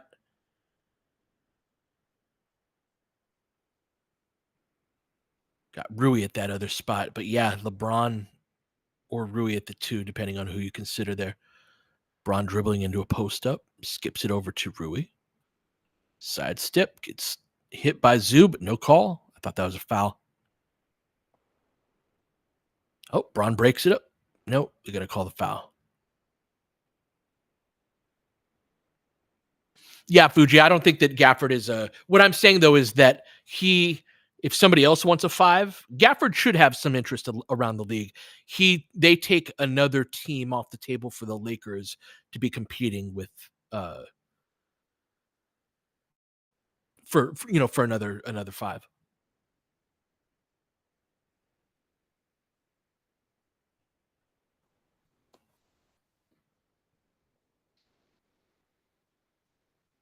Kawhi just cooking Dorian Finney-Smith right now.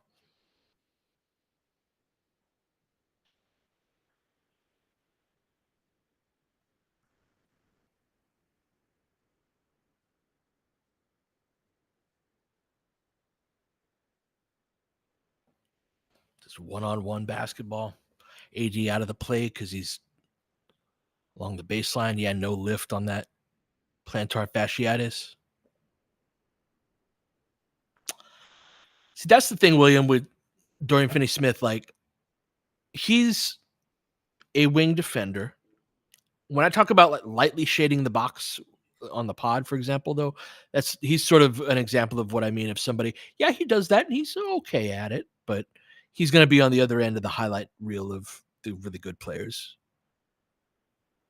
Gabe gets bumped off. No matter. Zoo got the rebound.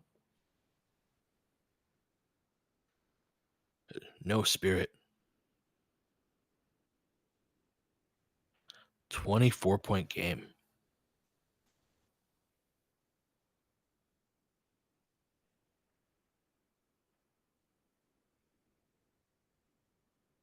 We were a missed D'Lo game winner away from quite the weekend.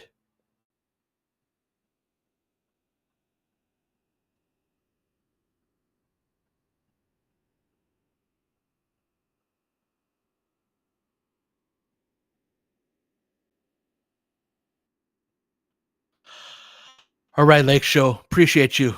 Sorry the Lakers are depressing.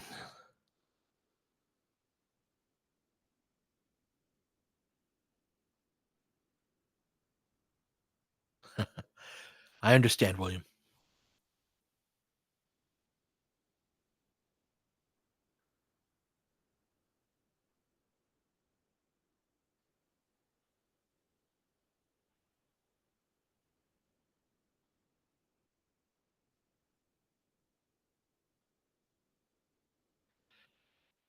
Yeah, our losses are blowouts and our wins are nail biters. Yep.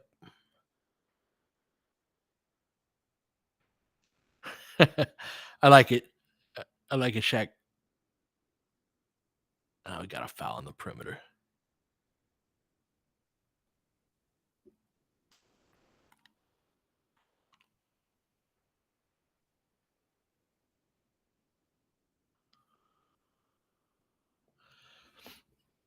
Yeah, Tony, I view JJ as like a good draft pick for a coach.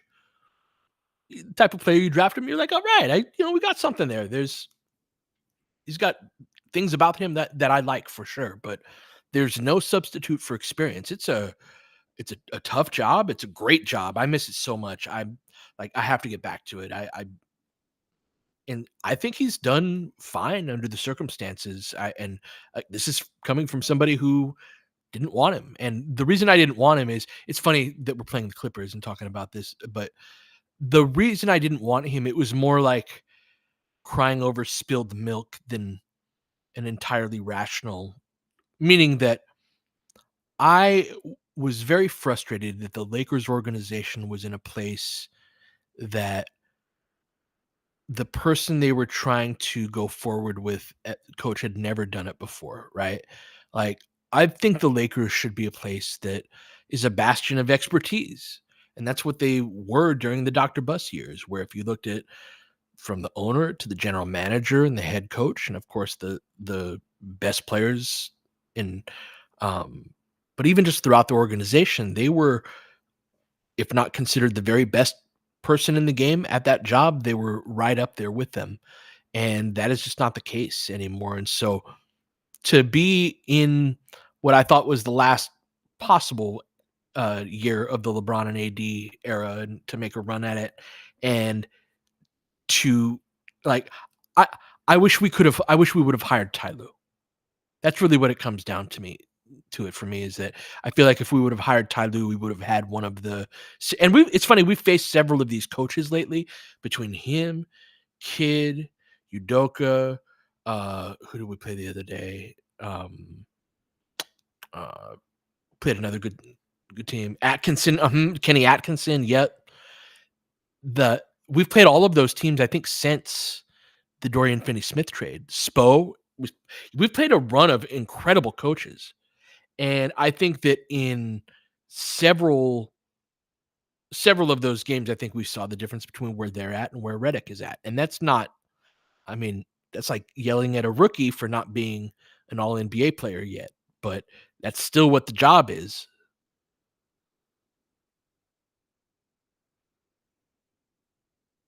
Yeah, and Tony, that's part of what I think is underrated about that 2020 team were the assistants. Jason Kidd being an assistant on that team as well. That team had a lot of brain power and a lot of gravitas on the bench.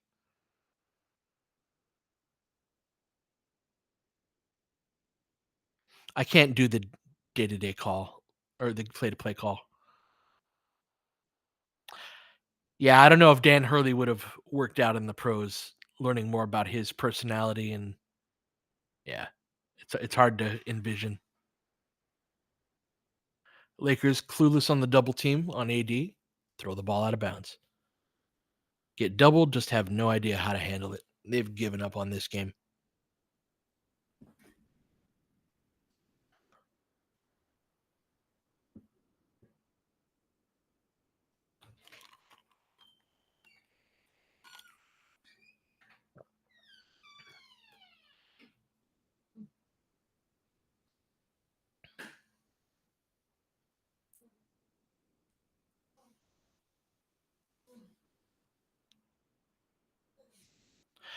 Yeah, Daman.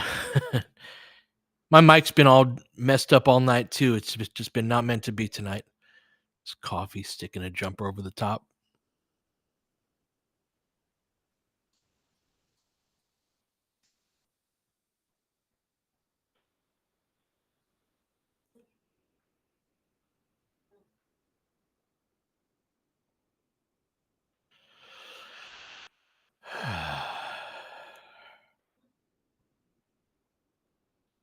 I am a caffeine coffee guy, 17. Didn't become one until later tonight. I think I'm gonna be a wine guy tonight.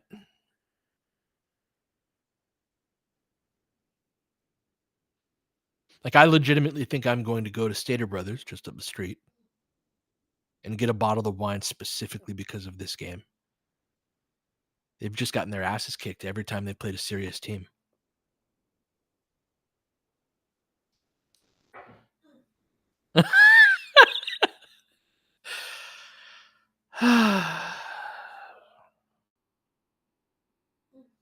They might be trade.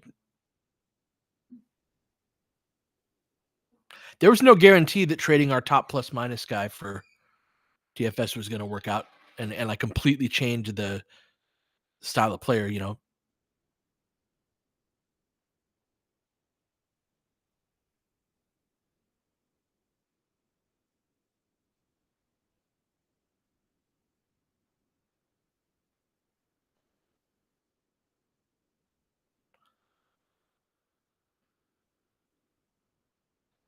Chickens with their heads cut off.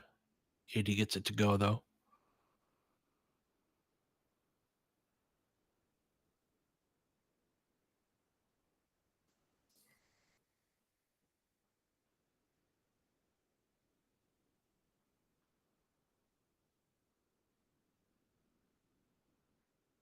Good ball movement.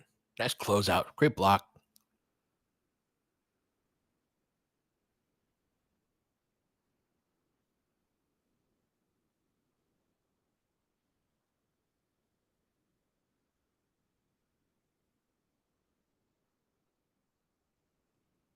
Yeah, William, my complaint wasn't so much D'Lo going out as his contract, and then just he was one of the bullets we had to fire, you know. And if they didn't really hit with that trade, then it's hard to see how they can get there with the remaining contracts that they have. And they've been getting smoked by every serious team they've played.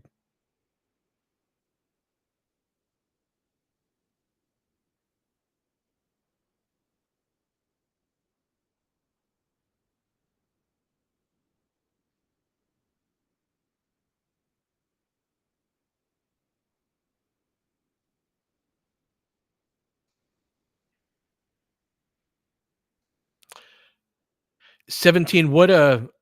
Do you remember specifically what Magic's complaints were about Rob?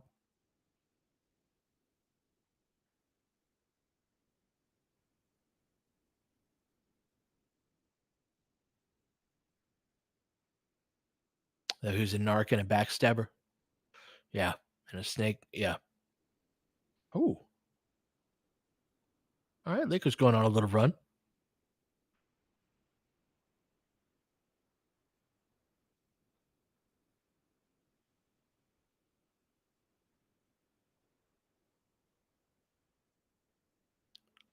Double close out to coffee.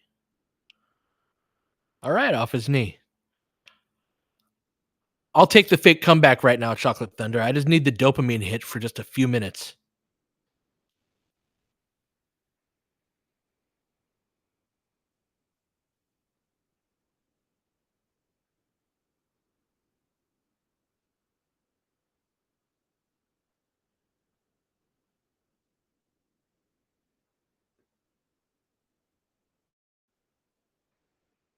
I was not there when Basketball Reasons happened. That's long time before my time. Gabe? Nope. Jackson. Oh, they're playing hard because they're playing the two big lineup. LeBron and AD always turn up when they play with the two other bigs. Dalton, let's go. Lakers get a 2-for-1, 11-0 scoring run.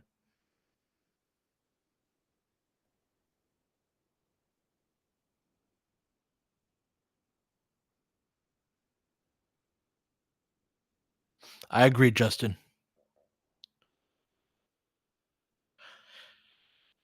So yeah, Dalton at the 2.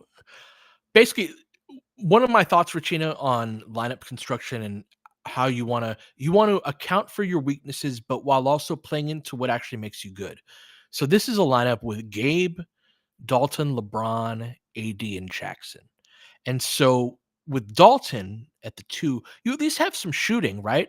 At that 2 spot rather and some offense rather than a lot of the times we see these Max and Gabe type of duos in the backcourt, or it was in the first half, the 2 big lineup had LeBron at the 2 or DFS at the 2, and it's like, that's not that guy's position at all. And so having Dalton at that spot, but he's still big and still helps athletically, um, it makes a lot more sense.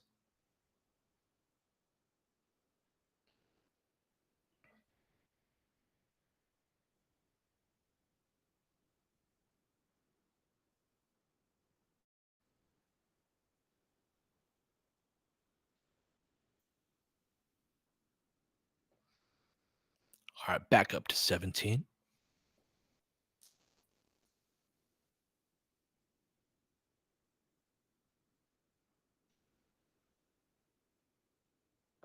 What a shot. Yeah, LeBron with a skip in his step. Jesus Christ.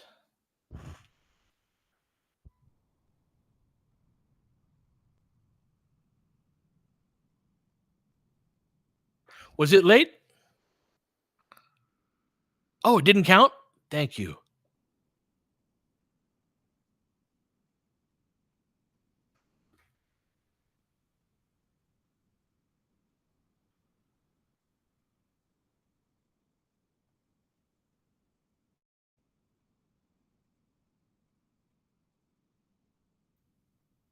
17, what is that from? Oh, that's Magic. Got it, got it, got it, got it. Okay. Looked up the Magic stuff. Oh, he brought up Tim TH by name. I looked up the Magic stuff, and he also mentioned that Tim Harris prevented him from firing Luke since they were friends, and that he didn't like that he was involved. No shit. So TH did step in there. Yeah, Luke was boys with the nepotism stuff was it's not just like friends. It's like you're in the family or you're not. Mm, competence isn't really at the top of so back and forth. And then she brought Tim Harris into the meeting. Some of the guys.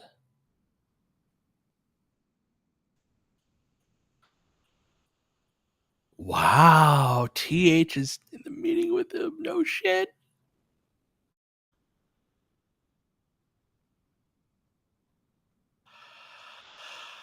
Oh, our Lakers are a fucking mess at the senior leadership level.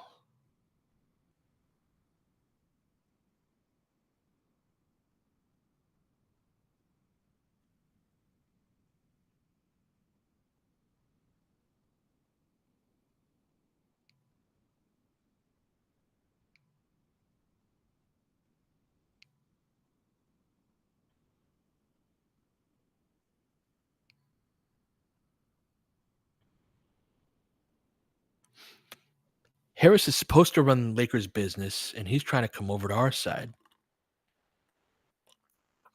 Have everybody who has a role with the Lakers stay in that role. Okay, Tim Harris, you're the president of business. Stay over there in business. Jesse and Joey, hey, you're the GM assistant to Rob. Joey, you run the G League. Then do that and do it well. Yeah, this is so him talk. That's him talking about the factionality of the Lakers. Once you show you can drive excellence, maybe you can move over to another department. But right now, everybody has a voice. Yo, that right there is spot on. Back to the on-court part of our novella. Ball out to LeBron. Goes middle, looking spry. Misses everything though. Rui, oh good. Oh, it went out of bounds. Damn. Oh, they were so lucky it worked out. Absolutely.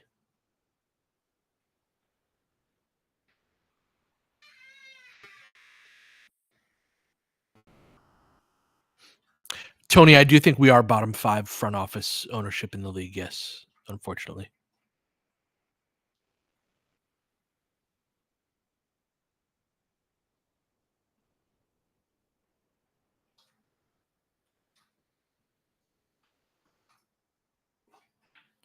Mm.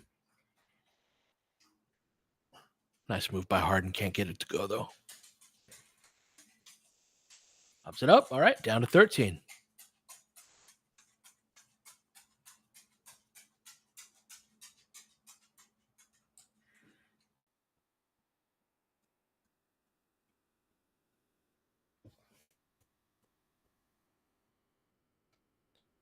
Nice drive into the gap, knocks it out of bounds. They did, Tyler. And your comments about their like night to night give a shit are on point. But I think it's like part and parcel one and the same. I think they believed in part because they looked around them and it was like, yo, we've got some guys on this team. But no one else can control your level of.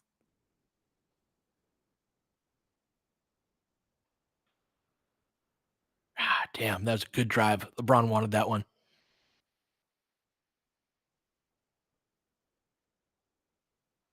Damn.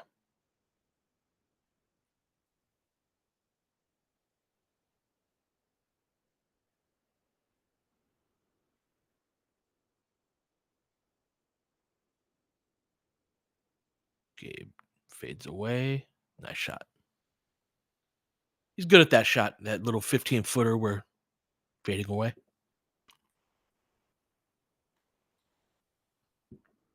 Come on, Jackson. Super late.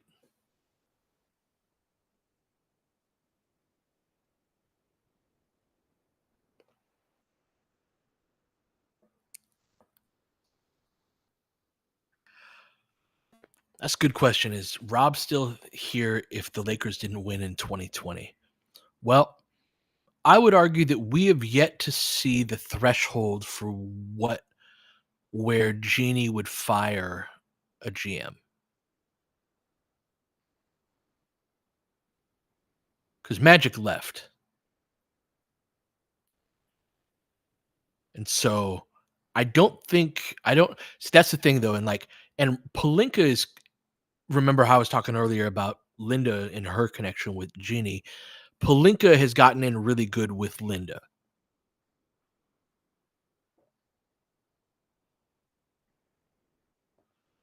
Ah, damn. Good idea, but pass a little behind.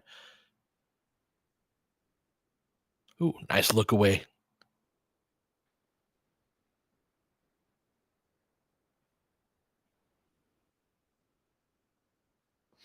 Oh, Justin, that Linda is a big Rob Palinka fan, Renz. This is part of like the Palinka is a political operative.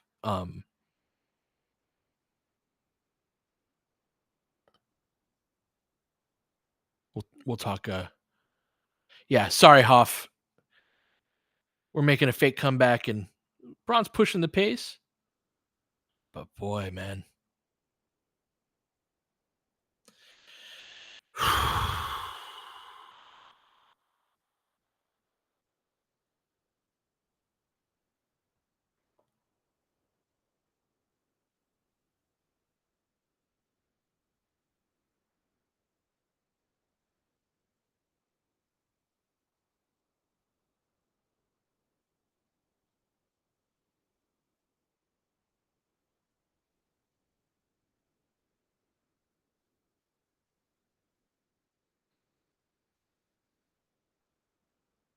Promise is short.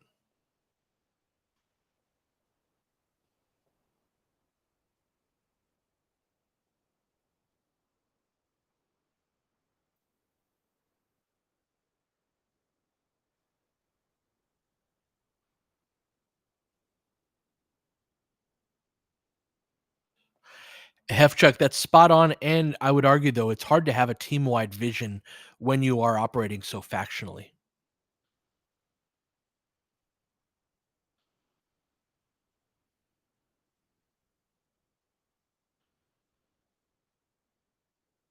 Close out by DFS. Good stuff. Jackson taps it away. Austin.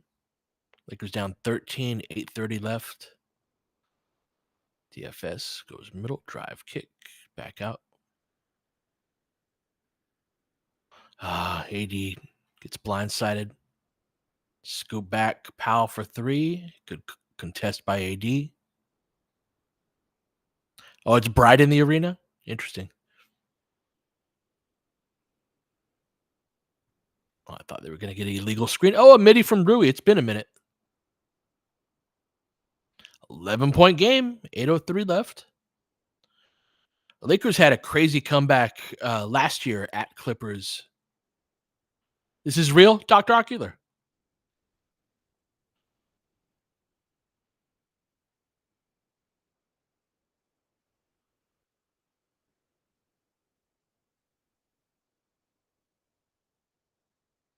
Oh, the wine's gonna be celebratory.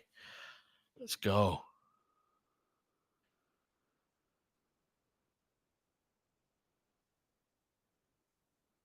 I'm still skeptical, but there's no reason you can't with 11 down 11 with 8:03.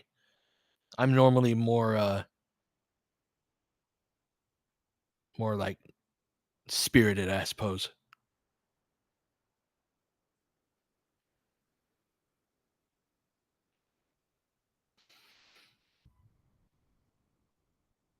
Yeah, Brandon, it's not even like down 11 and with 8 minutes left. I don't know why. I'm in a bad mental spot watching the team get rolled over and over again by decent teams. So they'll have to prove it to me.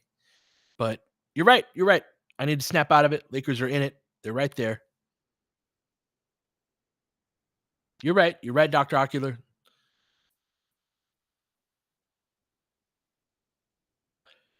No, William. He's got that's part of the reason why I don't like the building around him as a playmaker is that he just doesn't have great instincts for stuff like that. So I think increasing his playmaking responsibility will increase the frequency that we see stuff like that happen.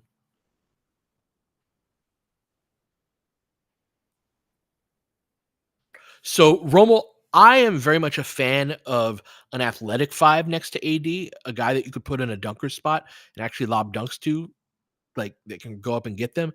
So my number one backup five, just from a pure basketball fit standpoint, isn't Kessler, it's Robert Williams. I understand that he gets hurt and that all of that. If you watch Robert Williams play, he's basically if Jackson Hayes was really good, that's that's Robert Williams, and I think that a lot of uh a lot of what they could do some cool stuff with those two. And he is a switchy, you can play two bigs, but that's a nasty switchy unit. You want to switch, like play a two big group with those two. Tyler Brown Boucher, I think, is the likeliest trade.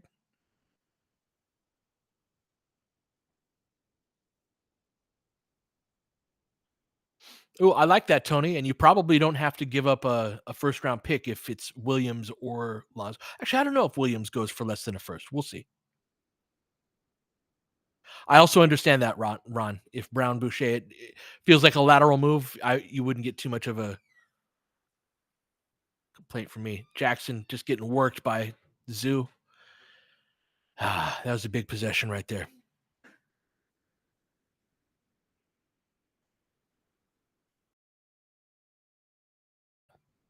But like you could see the idea of the lineup is fine. It's just Jackson Hayes isn't very good. If you could get a good player in that other spot, you could actually do some things.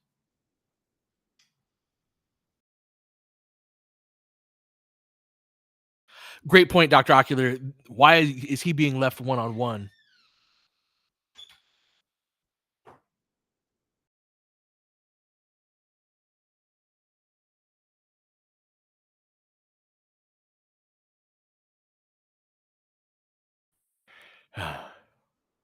He may very well be Mr. Blue. And if that's the case, hell yeah, go get him. Batum. Good block from behind by AD. Dig that out. Get the loose ball. Thank you. Someone dives on the ground.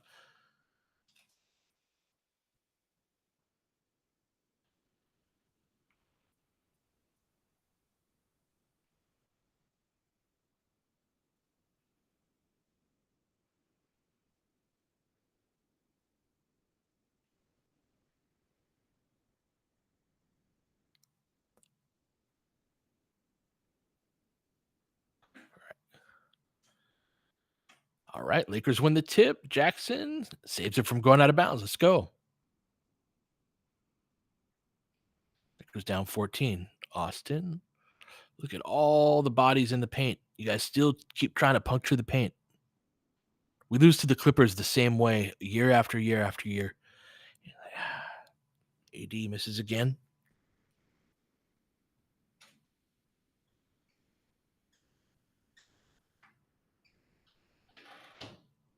Yeah, DSW. That's a lot of the Lakers' decision making is built off of AD's inability to jump shoot. I would argue maybe a little too much, but yes, if he could shoot, we would be a much better team. Jeez, man. Austin. Damn.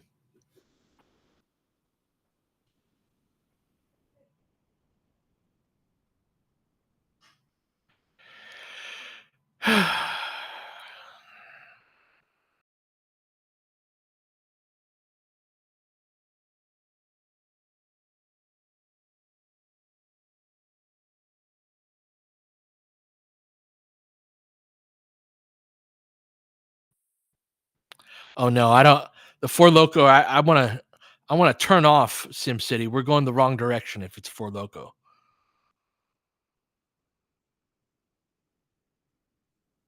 Yeah, it was Mikey.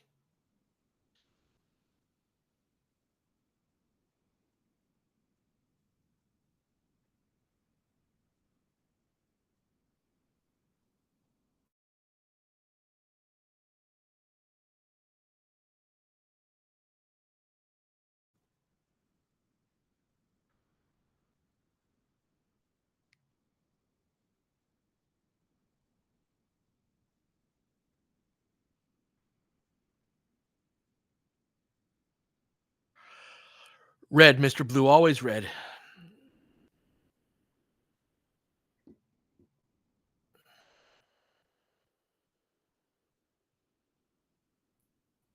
I mean, Austin being bad in these games, I would argue, is a just natural function of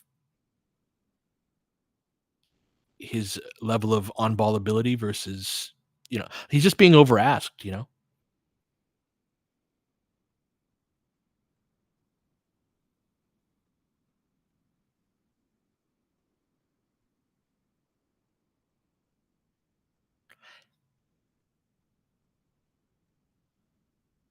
Yeah, and that's totally fine. He was undrafted.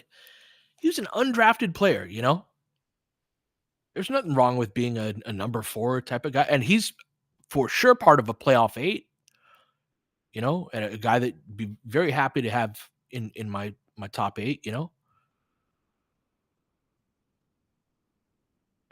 But we in trading D'Lo, we consolidated a lot of shot creation, into the other 3 guys.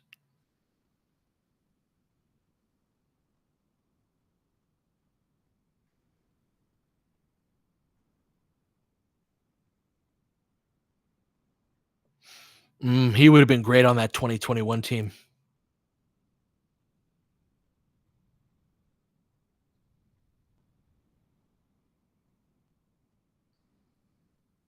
Yep, agreed, Mr. Blue.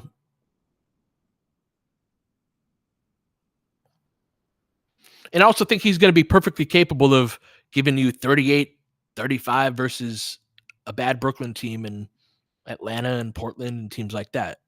Like, and you need that when you get through the regular season. But yeah, there's a limit. Oh, nice rebound. Damn, can't get the putback. Oh, count it. Let's go. Justin, I think that's part of it. Although I will say that Dalton struggles preceded the D'Lo trade by a decent amount. Like he was already pretty deep into those struggles before then.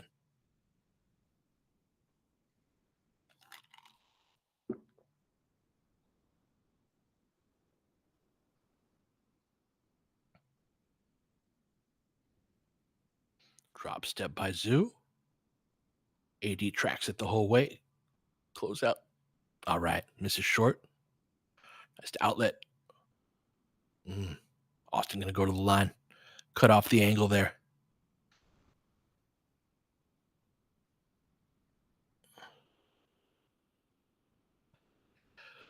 Dr. Ocular, we ask Rui to work the corner position, basically.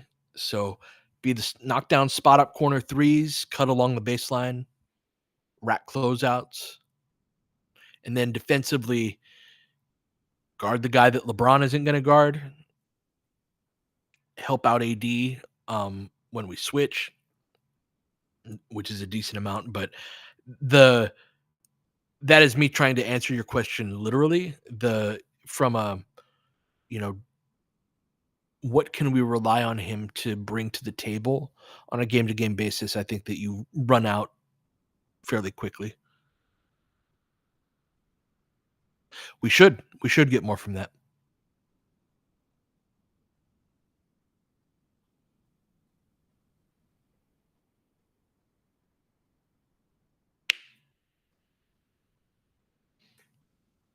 Need down to 13, but time's running out. Tough shot.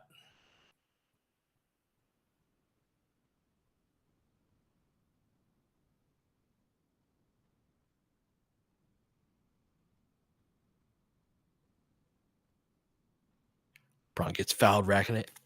So yeah, Dr. Ocular, this is an important distinction for me. Is the conversation that I'm having about Austin is a very different one than the what I intend with Rui. Like Austin, I just think like I don't like the role that we have Austin in. I think it's an over ask, and I think it reflects poorly on the team's decision makers more than it reflects poorly on Austin. With Rui, I don't know what you can ask him to do reliably, and that is important when he makes a good deal more per year than Austin does, and when he's the team's third highest player. So yeah, it's not the same conversation. It's just more like oh, we looked at this and been like, oh yeah, let's have put more responsibility on Austin's plate with the ball in his hands. I just don't. I think that was the wrong way to go. All right, back down 13. Oh, deflection. Let's go. Turns it over. Ahead to Rui. All right, 11-point game. Yeah, Lakers forced the turnover in his zone. Dorian Finney-Smith playing very hard.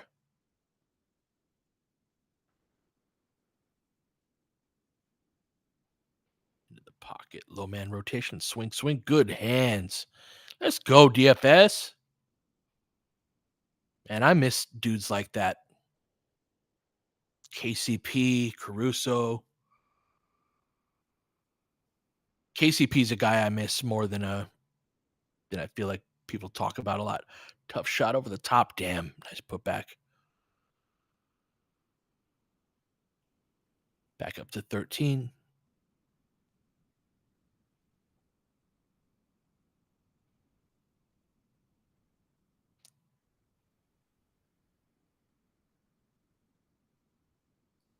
$19 and 19 for Zoo. Wow. Pick and pop. Back rim.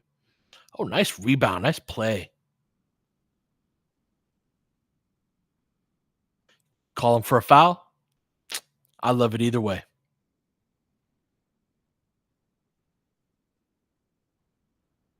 Oh, no.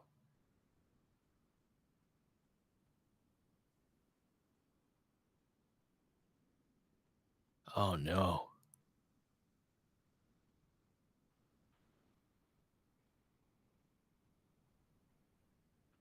Yeah, good catch about Max.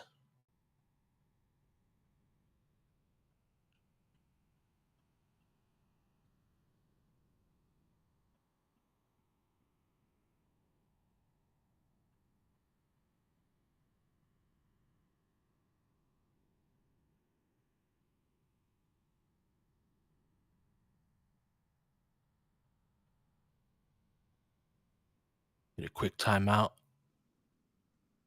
See if Austin goes back to the locker room.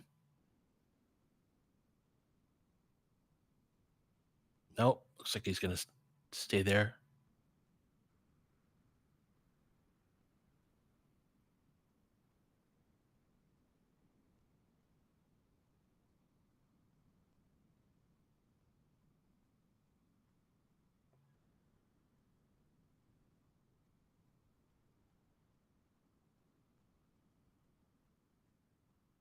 Yeah, him not going back to the locker room makes me worry less on the knee front.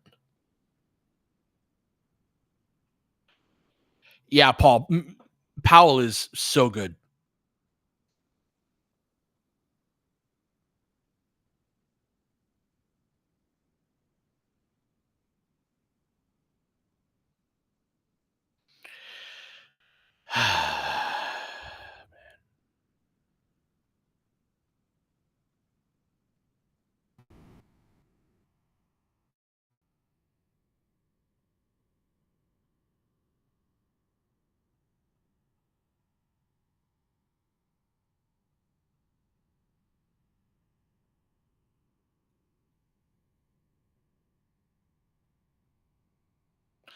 Oh man, did the Ravens lose again?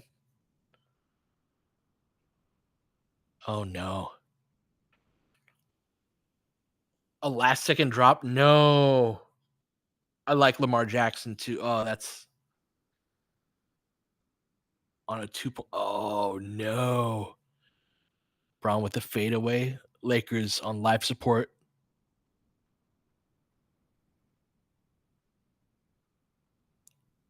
Oh man. What a way to lose.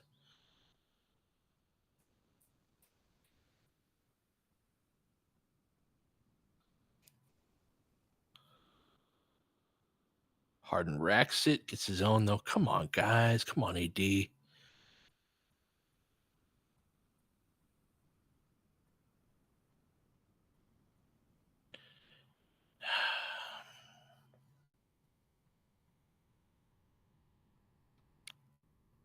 Easy block on the cut. Zoo's been kicking our ass tonight. Oh, nice play, Braun. Head to Rui. Get an and one.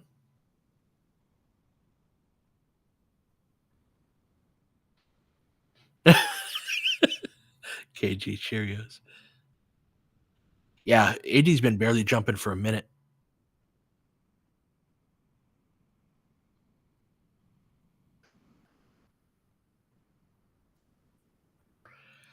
I'm sure Zoo does mark the Laker games, but he's been very good this year.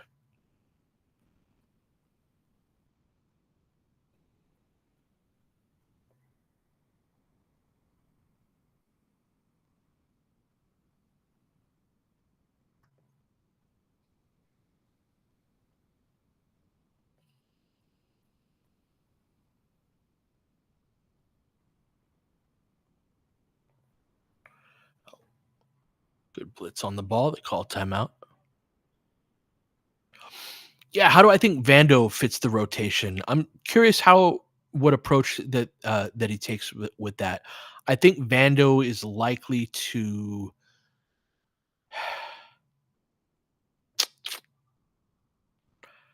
I don't see how they go Vando and two bigs. Where would they put Vando? Because it's going to be AD through the end of the first quarter, or most of the way through the end of the first quarter, and we've been getting the two big looks at.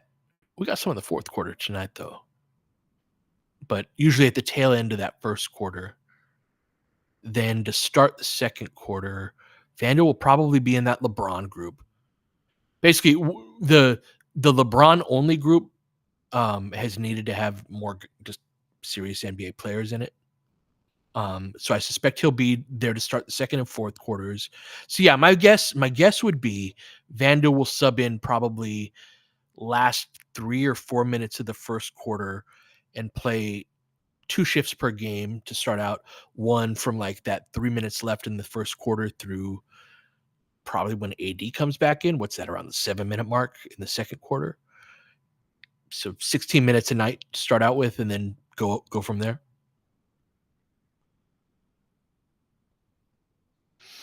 Yeah, I mean, Ron, we've already seen Cam's old minutes go elsewhere.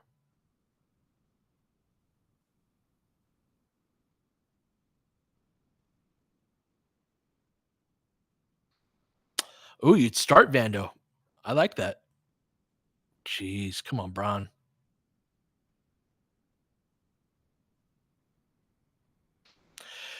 Tony, I don't have a lot of it right now.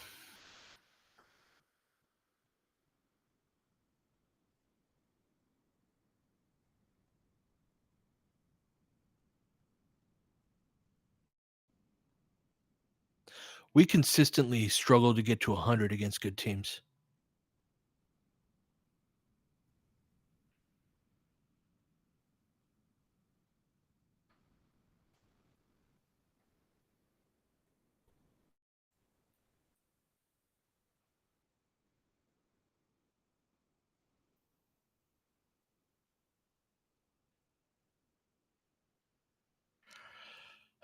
Playmaking point or backup 5? I mean, I theoretically, a playmaking point, but if you look at the players, they're not good, you know? Like, who are the playmaking points we're talking about? Colin Sexton, Jordan Clarkson? That's part of the reason why the D'Lo contract being traded for and actually making this problem worse. It's like, I don't think we have enough left to trade to get the guy.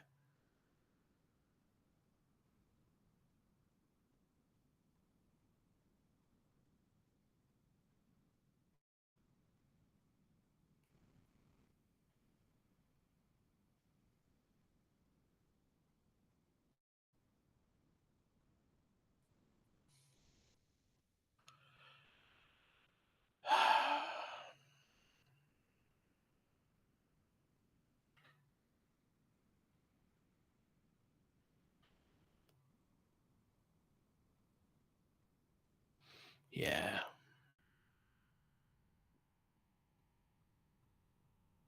97 points. Very hard to win in today's league.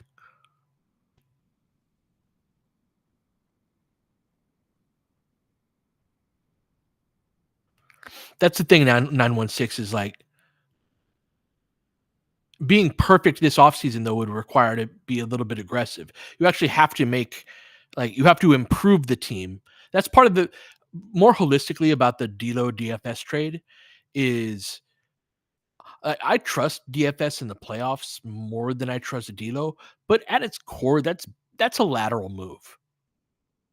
You're trading about the same caliber of player for about the same caliber of player on a team that actually needed to get better to be able to get to where to be able to reach a bigger goal. You don't think it's lateral?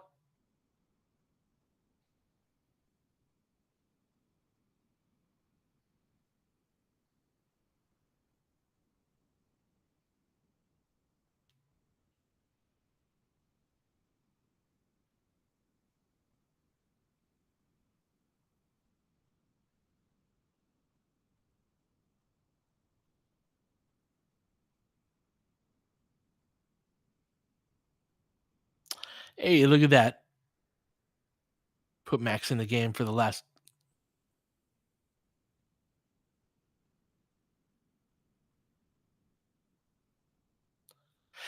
Clay Davis, you get my great name. Clay Davis is my hero, by the way. Um, D'Lo for DFS was a rotation player for a rotation player. The Lakers still have 5 guys. Yeah, exactly.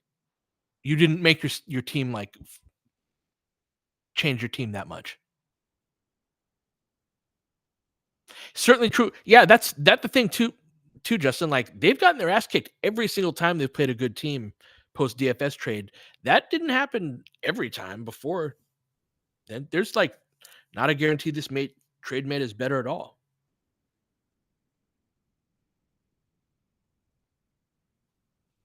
Great way of putting it, Mr. Blue. If he was a 2 who could defend at the point of attack, but he's a defensive 4, and we have a lot of them. Yeah.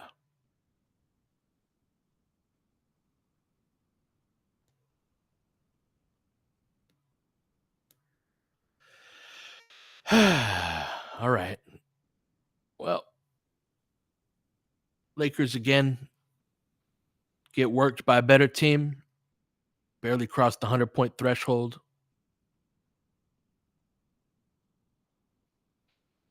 Darius and I will be back at it tomorrow on the pod. Appreciate you guys. Sorry couldn't be a better one. Gonna go get that wine. All right, peace.